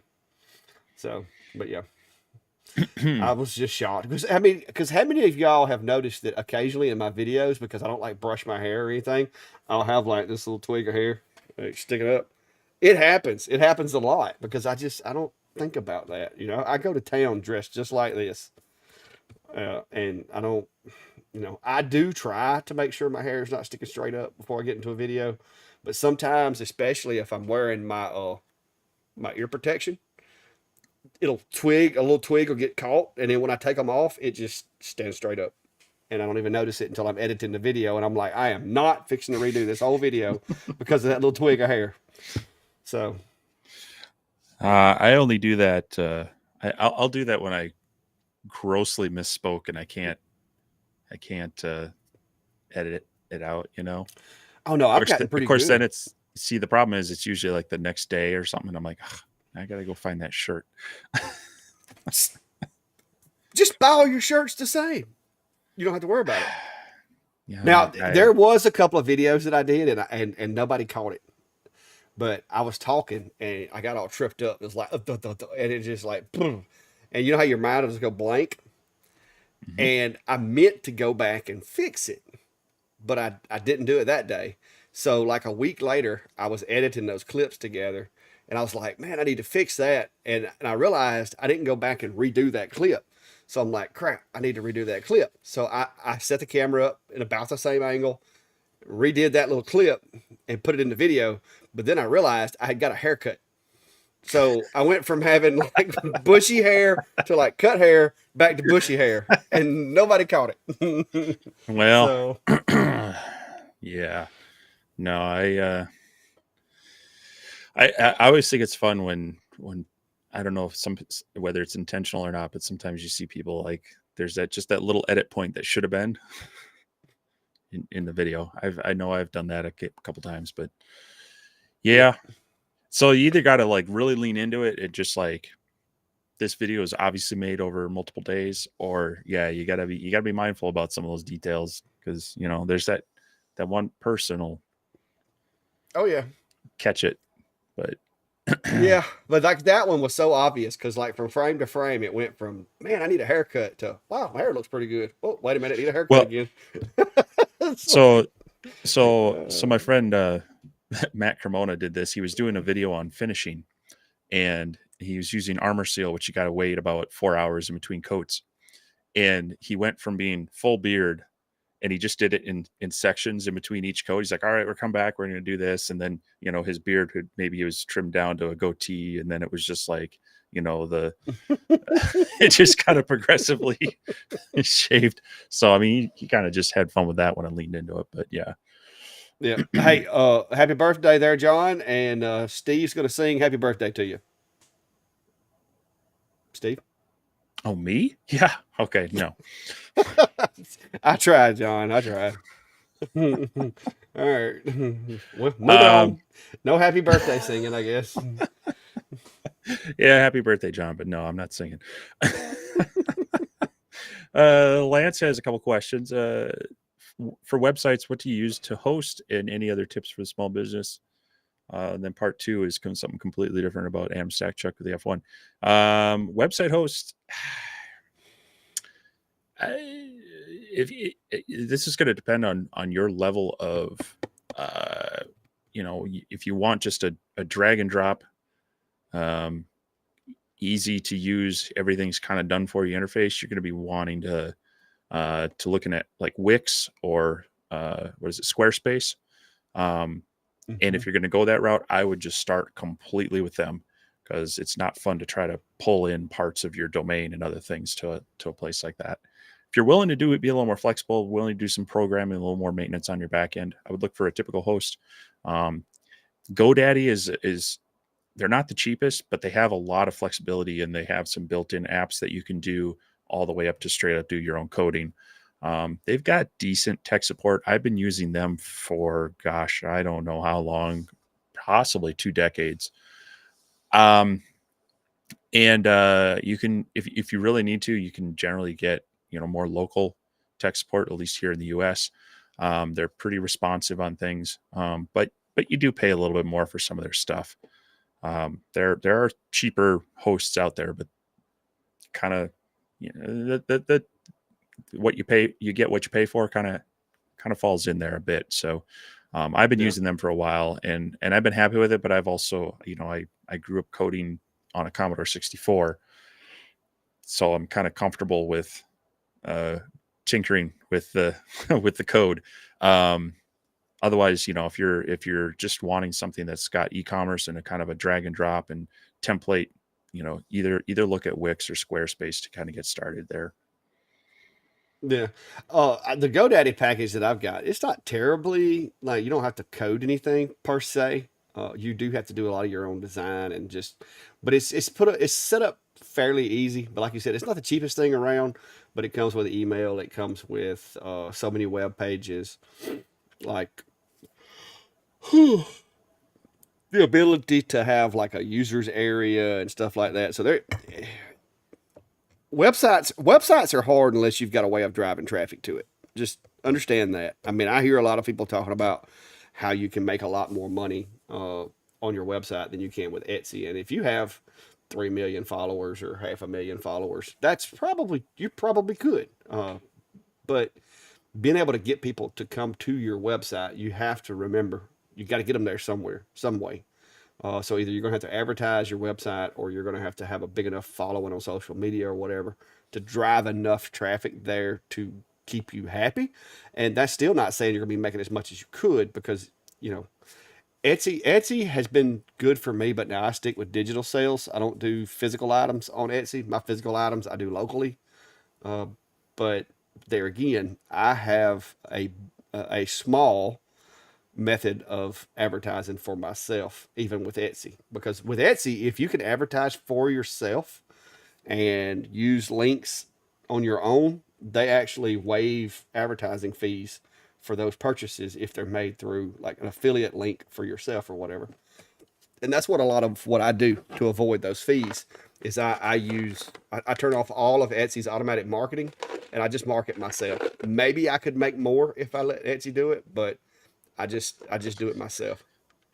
The other thing along that is a lot of the extras that go along with that. So if you want to spin up your own website, and do a WooCommerce kind of thing, you can. But now you got to be thinking about SSL certs. You got to be thinking about constant security updates. You got to be worried about, do you have all your tax collection plugins done correctly?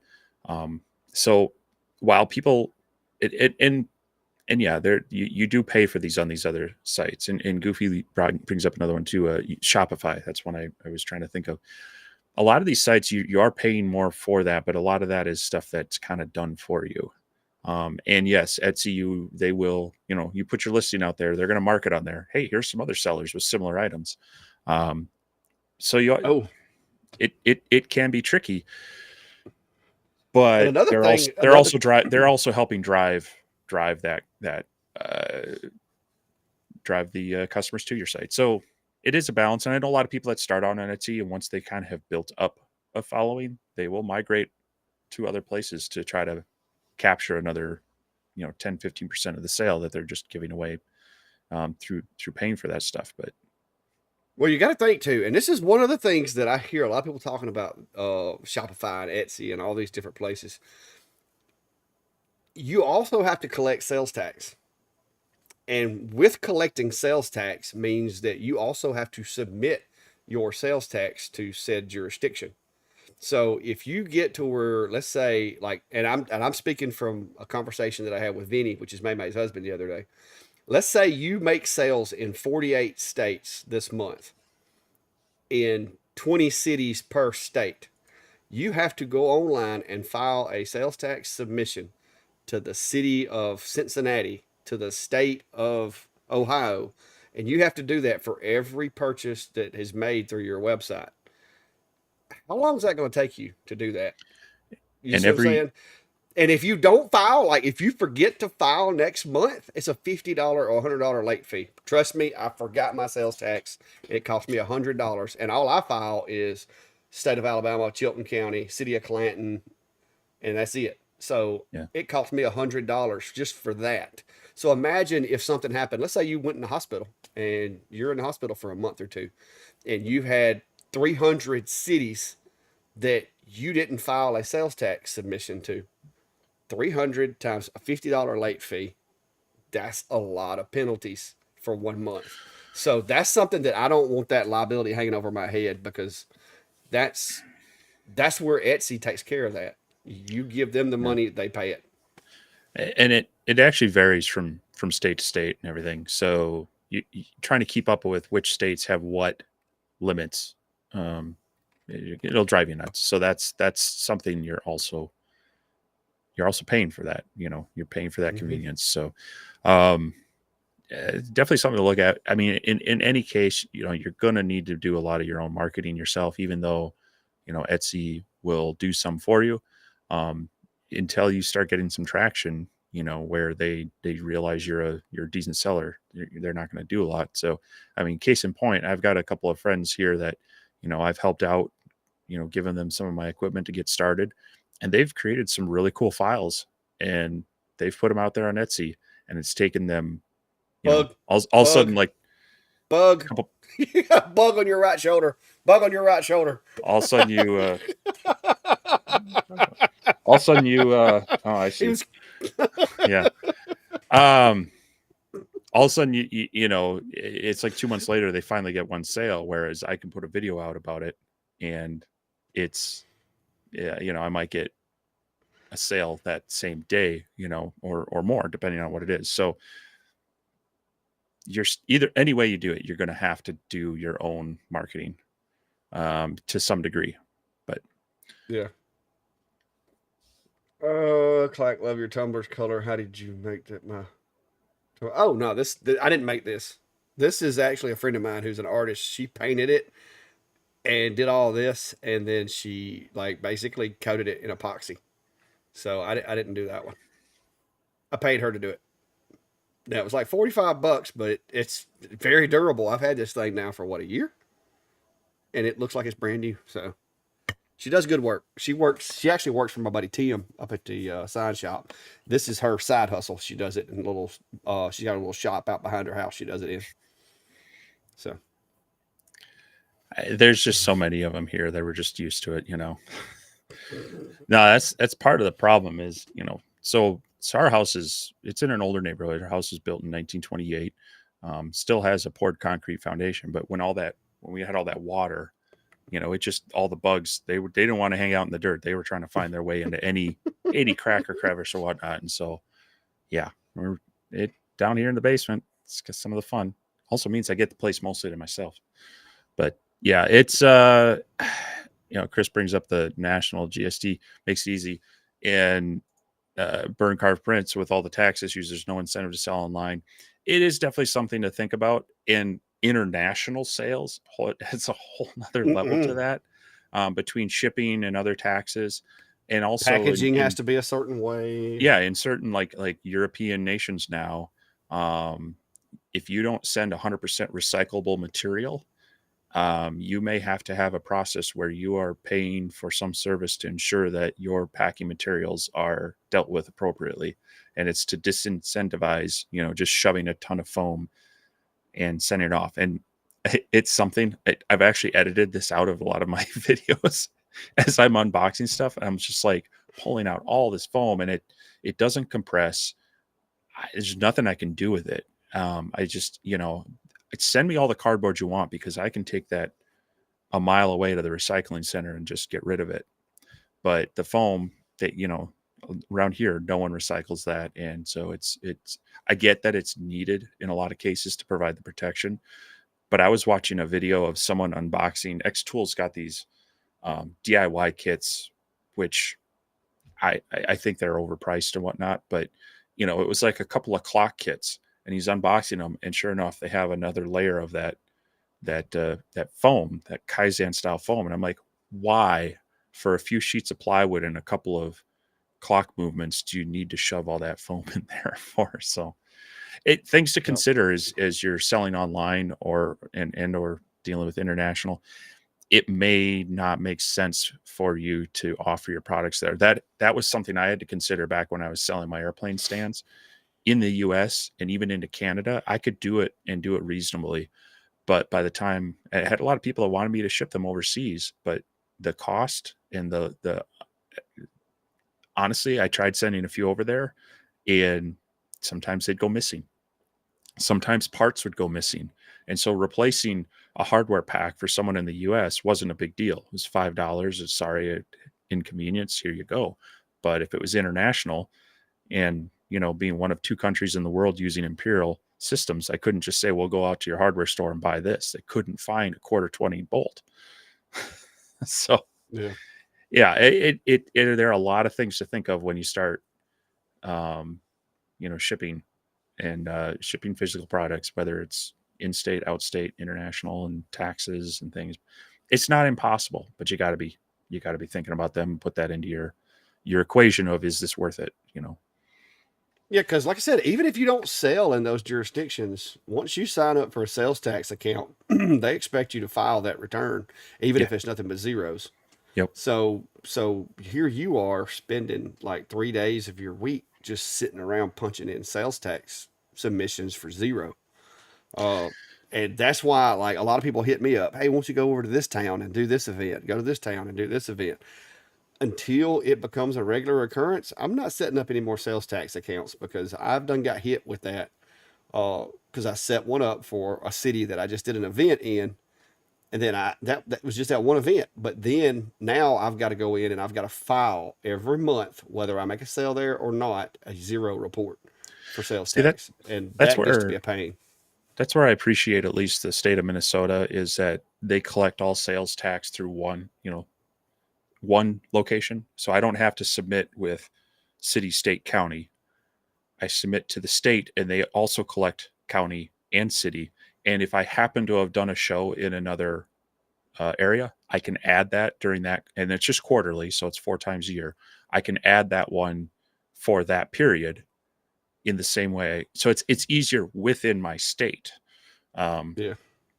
so I've done that. I go to a show up at the Twin Cities or something.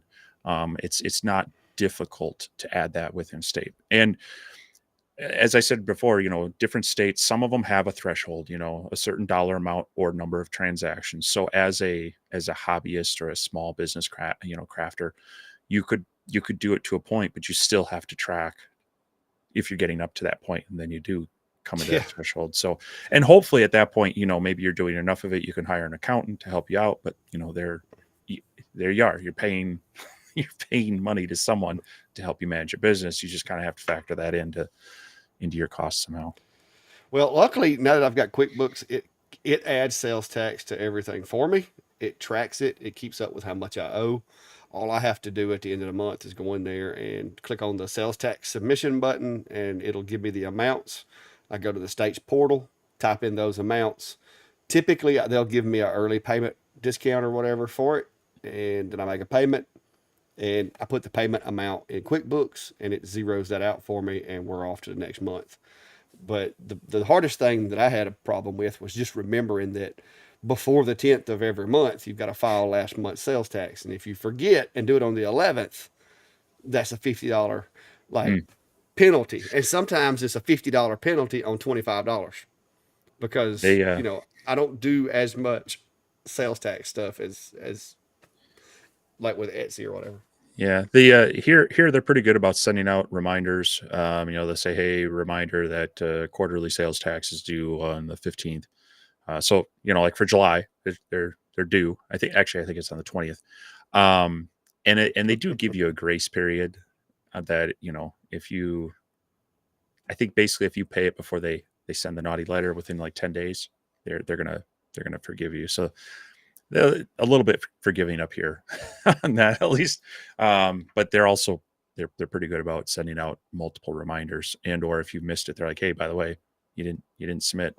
So Yeah, it's like I said, being that I'm my bookkeeper, my editor, my photographer, my business manager, my lawyer. I mean, I do all the stuff.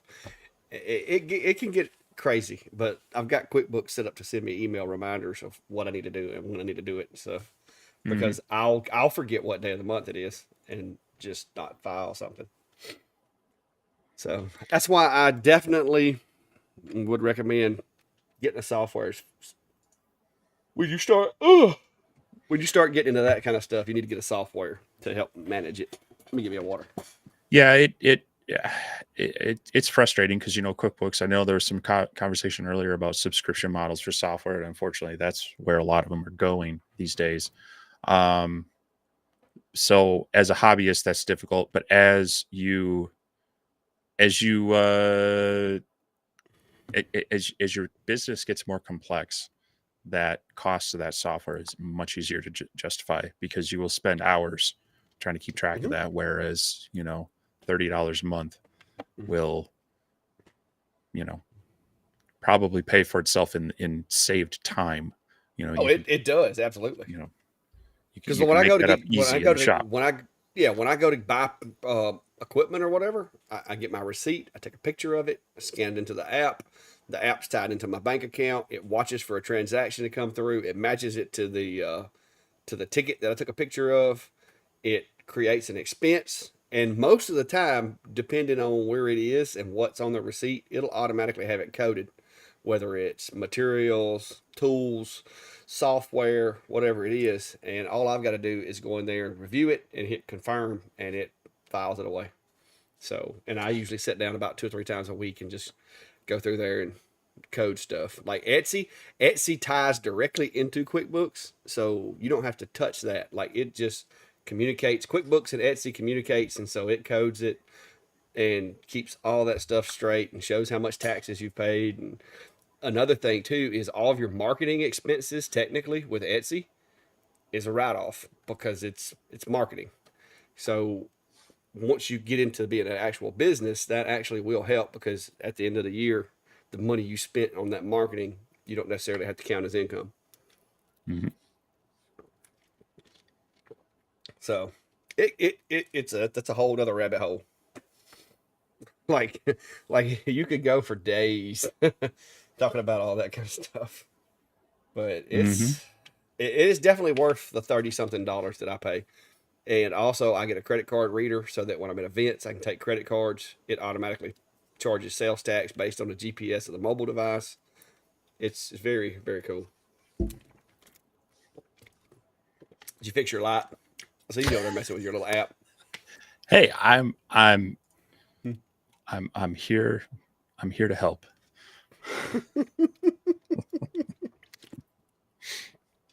Well, thanks there, Lance. Appreciate you.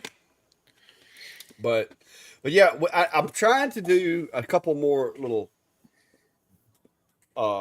videos, and I think one of them is going to be definitely the equipment that I use as far as the channel goes for YouTube and making videos and just content creation. The cameras and the equipment, what goes into it. But I think another one needs to be what to expect when your business grows to the point where you got to keep your books. Because there's a lot of things that I didn't even think about. Because, May May has her own website and they do their own sales. Now they have an accountant also, but their accountant, because of him having to file in all these different states, you would not want to know the charge that he charges them for keeping up with those sales tax accounts. And so that's something that you have to consider is when you start doing sales through your website. Now that's on you. So I'm going to keep letting other people do the heavy lifting for me, even if they take part of my profit. Because if I can make 30% less profit, but do like 100% less of that work, that's a win. So I'll take it. You know what I mean? And that's what keeps those places in business. Yeah, I back when I was Yeah. doing property management and had a couple of rentals that I was managing my own, or I was buying and owning. I had to work with an accountant, and that was not a cheap bill. Mm-mm. Tax time and CRP notifications and all that stuff. So much so that it it made me learn all the stuff I needed to do, so I didn't need them. But then now I was on the hook for anything tax liability as far as screwing up those forms. But um, that when you need them, hopefully you've got the income to cover them. If not, you got to rethink whether you need that business or not, like you said. So Yeah. But another little tip for you, and this is sound insider information, but when somebody hosts a big event where there's going to be like hundreds of vendors, I don't know if you guys know it or not, but typically the city in which they're hosted in requests a list of all the businesses represented, and they compare that to their sales tax records to make sure that those folks are paying sales tax for that event. And if you're not, you'll get a nasty gram. And they also typically, when it's a really big event like that, the state gets a copy of it to make sure that they get their taxes. Because mhm. if they don't, everybody just quit doing it. So that's something that you got to keep in mind too. Because like I just got hit pretty hard on sales tax because June was the Peach Jam week, and I actually did pretty decent at Peach Jam, and you could tell it when I did my sales tax. Yeah, that's a thing here too that they either require you to submit your tax ID or they make you fill out a form on the side. They have like a I forget what they call it, like a cottage sales tax form kind of thing, cottage industry sales tax form, and Mm-hmm. so then that gets filed with the state, and then the state definitely follows up with you. So a lot of the event or coordinators, they'll require that before you even set up. So you want to do it on the up and up. You want to do it right. So you want to plan for that. It's if you're doing if you're just doing one or two a year, it's probably okay to way to do it if that's how they allow you to. But if you're more serious about doing this and you're doing them regularly, it's worth it to get your own file with your state or your county, city, however you have to. Just do it regularly. Usually, there's also some other benefits to that with some vendors and things, but kind of depends Yep. the level of your business. Yep. Well, we have run over like 15 minutes over, guys. We have. So last call, so to speak. Oh, there's one. Says there is a state law here in Wisconsin. We have to provide our number for all the events. Doing it right. Still have some organizers not requiring that form to get caught up by the state eventually. Where the cat's hanging out. Uh, to be honest with you, there's no telling. They probably been slipping around behind me all night. They like laying outside when it's dark like this, and they think that I parked my boat right here by the front of the shop. I got the cover on it, and they think that the boat is like a cat canopy now. So they've been just lounging underneath it. Uh, Typically by this time, Fluffy's laying over there by the door trying to go to sleep. So I'm not real sure where they are, but I'm sure they'll be coming in a minute. Yeah, our tax system is complicated, and it's complicated by every state having their own differences, Mm-hmm. and then add in also some cities and such. So, uh, yeah, uh, it would be great if the U.S. could figure out a far simpler tax system. I would Oh, be y'all happy to talked that up. unemploy. I would be happy to unemploy a lot of IRS and I mean, I'm not saying that we shouldn't have tax. You know, that's part of a society, but it is way too complex, and it does prevent some people from um, getting into small business, and it can. I mean, it can even complicate just. There's just crazy ways. You don't even have to be in business to get in trouble with taxes. Um, it's frustrating, but it's something. Unfortunately, as you're trying to get started, you got to kind of get a handle on. Well, and here's my complaint: is this? I don't know if it's true everywhere, but the state of Alabama has terrible websites. I just paid my sales tax a few days ago, and when I hit the submit payment button, nothing happened. So I waited for like 3 or 4 minutes because typically it's like instant. I get an email saying payment submitted to Alabama or IRS or whatever your tax, whatever. I got nothing. So I'm like, well, maybe my internet hiccuped. So I hit submit payment button again. All right. Well, this time I get an email. It says your payment has been submitted. So I'm like, okay, cool. That way I know I'm not going to be late. And so went to bed, woke up next morning, and I got another email. Said your payment has been submitted. So I paid my local tax twice. Luckily for me, I now have a credit on my local tax. Mm-hmm. So I was afraid that it was just gone, but I actually have a credit on my tax account now. But that ain't helping my bank account none. Yeah, I was But on, and it was on your busiest month, huh? yeah, yeah, it hurt. Yep. Yep. Well, I wouldn't say my busiest month, because like I said, Clayton's hits me pretty hard sometimes. Like they've sent me 4 orders for stove cover and cutting board this week. So they hit me pretty hard right now. But yeah, June, as far as events goes, June's usually my biggest event month. But there again, I've got September and October this year. I'm gonna be doing events as well. So it we'll see. Hopefully it'll get better. But anyway, I guess we need to scratch it out. But y'all talked Fluffy up. She's over there eating and drinking now. You can probably hear her over there crunching on her kibble. But yeah, next Sunday, guys, I'll probably be doing a few teasers for the MOPA, assuming that it shows up on time and it arrives when it's supposed to.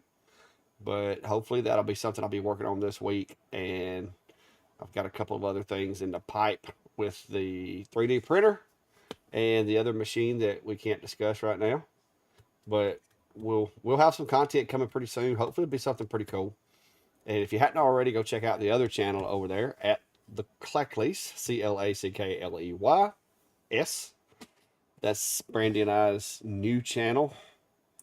Still really small, and to be honest with you, I don't have a whole lot of time to do a lot with it right now, but it's going to be for non-shop related content. So I think it would be something that, maybe y'all would like. So we'll see how that goes. But let me see if I can get that to go. But anyway, if you hadn't already, go hit the subscribe over there as well. And we'll see y'all next week, I guess. Steve, how about it? Yeah, it's gonna be. I'm gonna be trying to, like I said, doing a little more with the Laser Pecker 5, showing off some of the other features a little more in depth. I do have another project video that I'm hopefully gonna finish up. I do have to be on the road for part of this week, so I'll be out of the shop. But we'll see if I can get some surprise content in, even with that. But I will be back home mid-weekend. I'll definitely be back here next Sunday, and yeah, we'll be hopefully cooler weather, hopefully calmer weather for everyone. I know Mark was dealing with some storms tonight, it looked like in the chat as well. So hopefully everybody's staying safe, and we'll see you. We'll see you where. Oh, and Jeff says hi.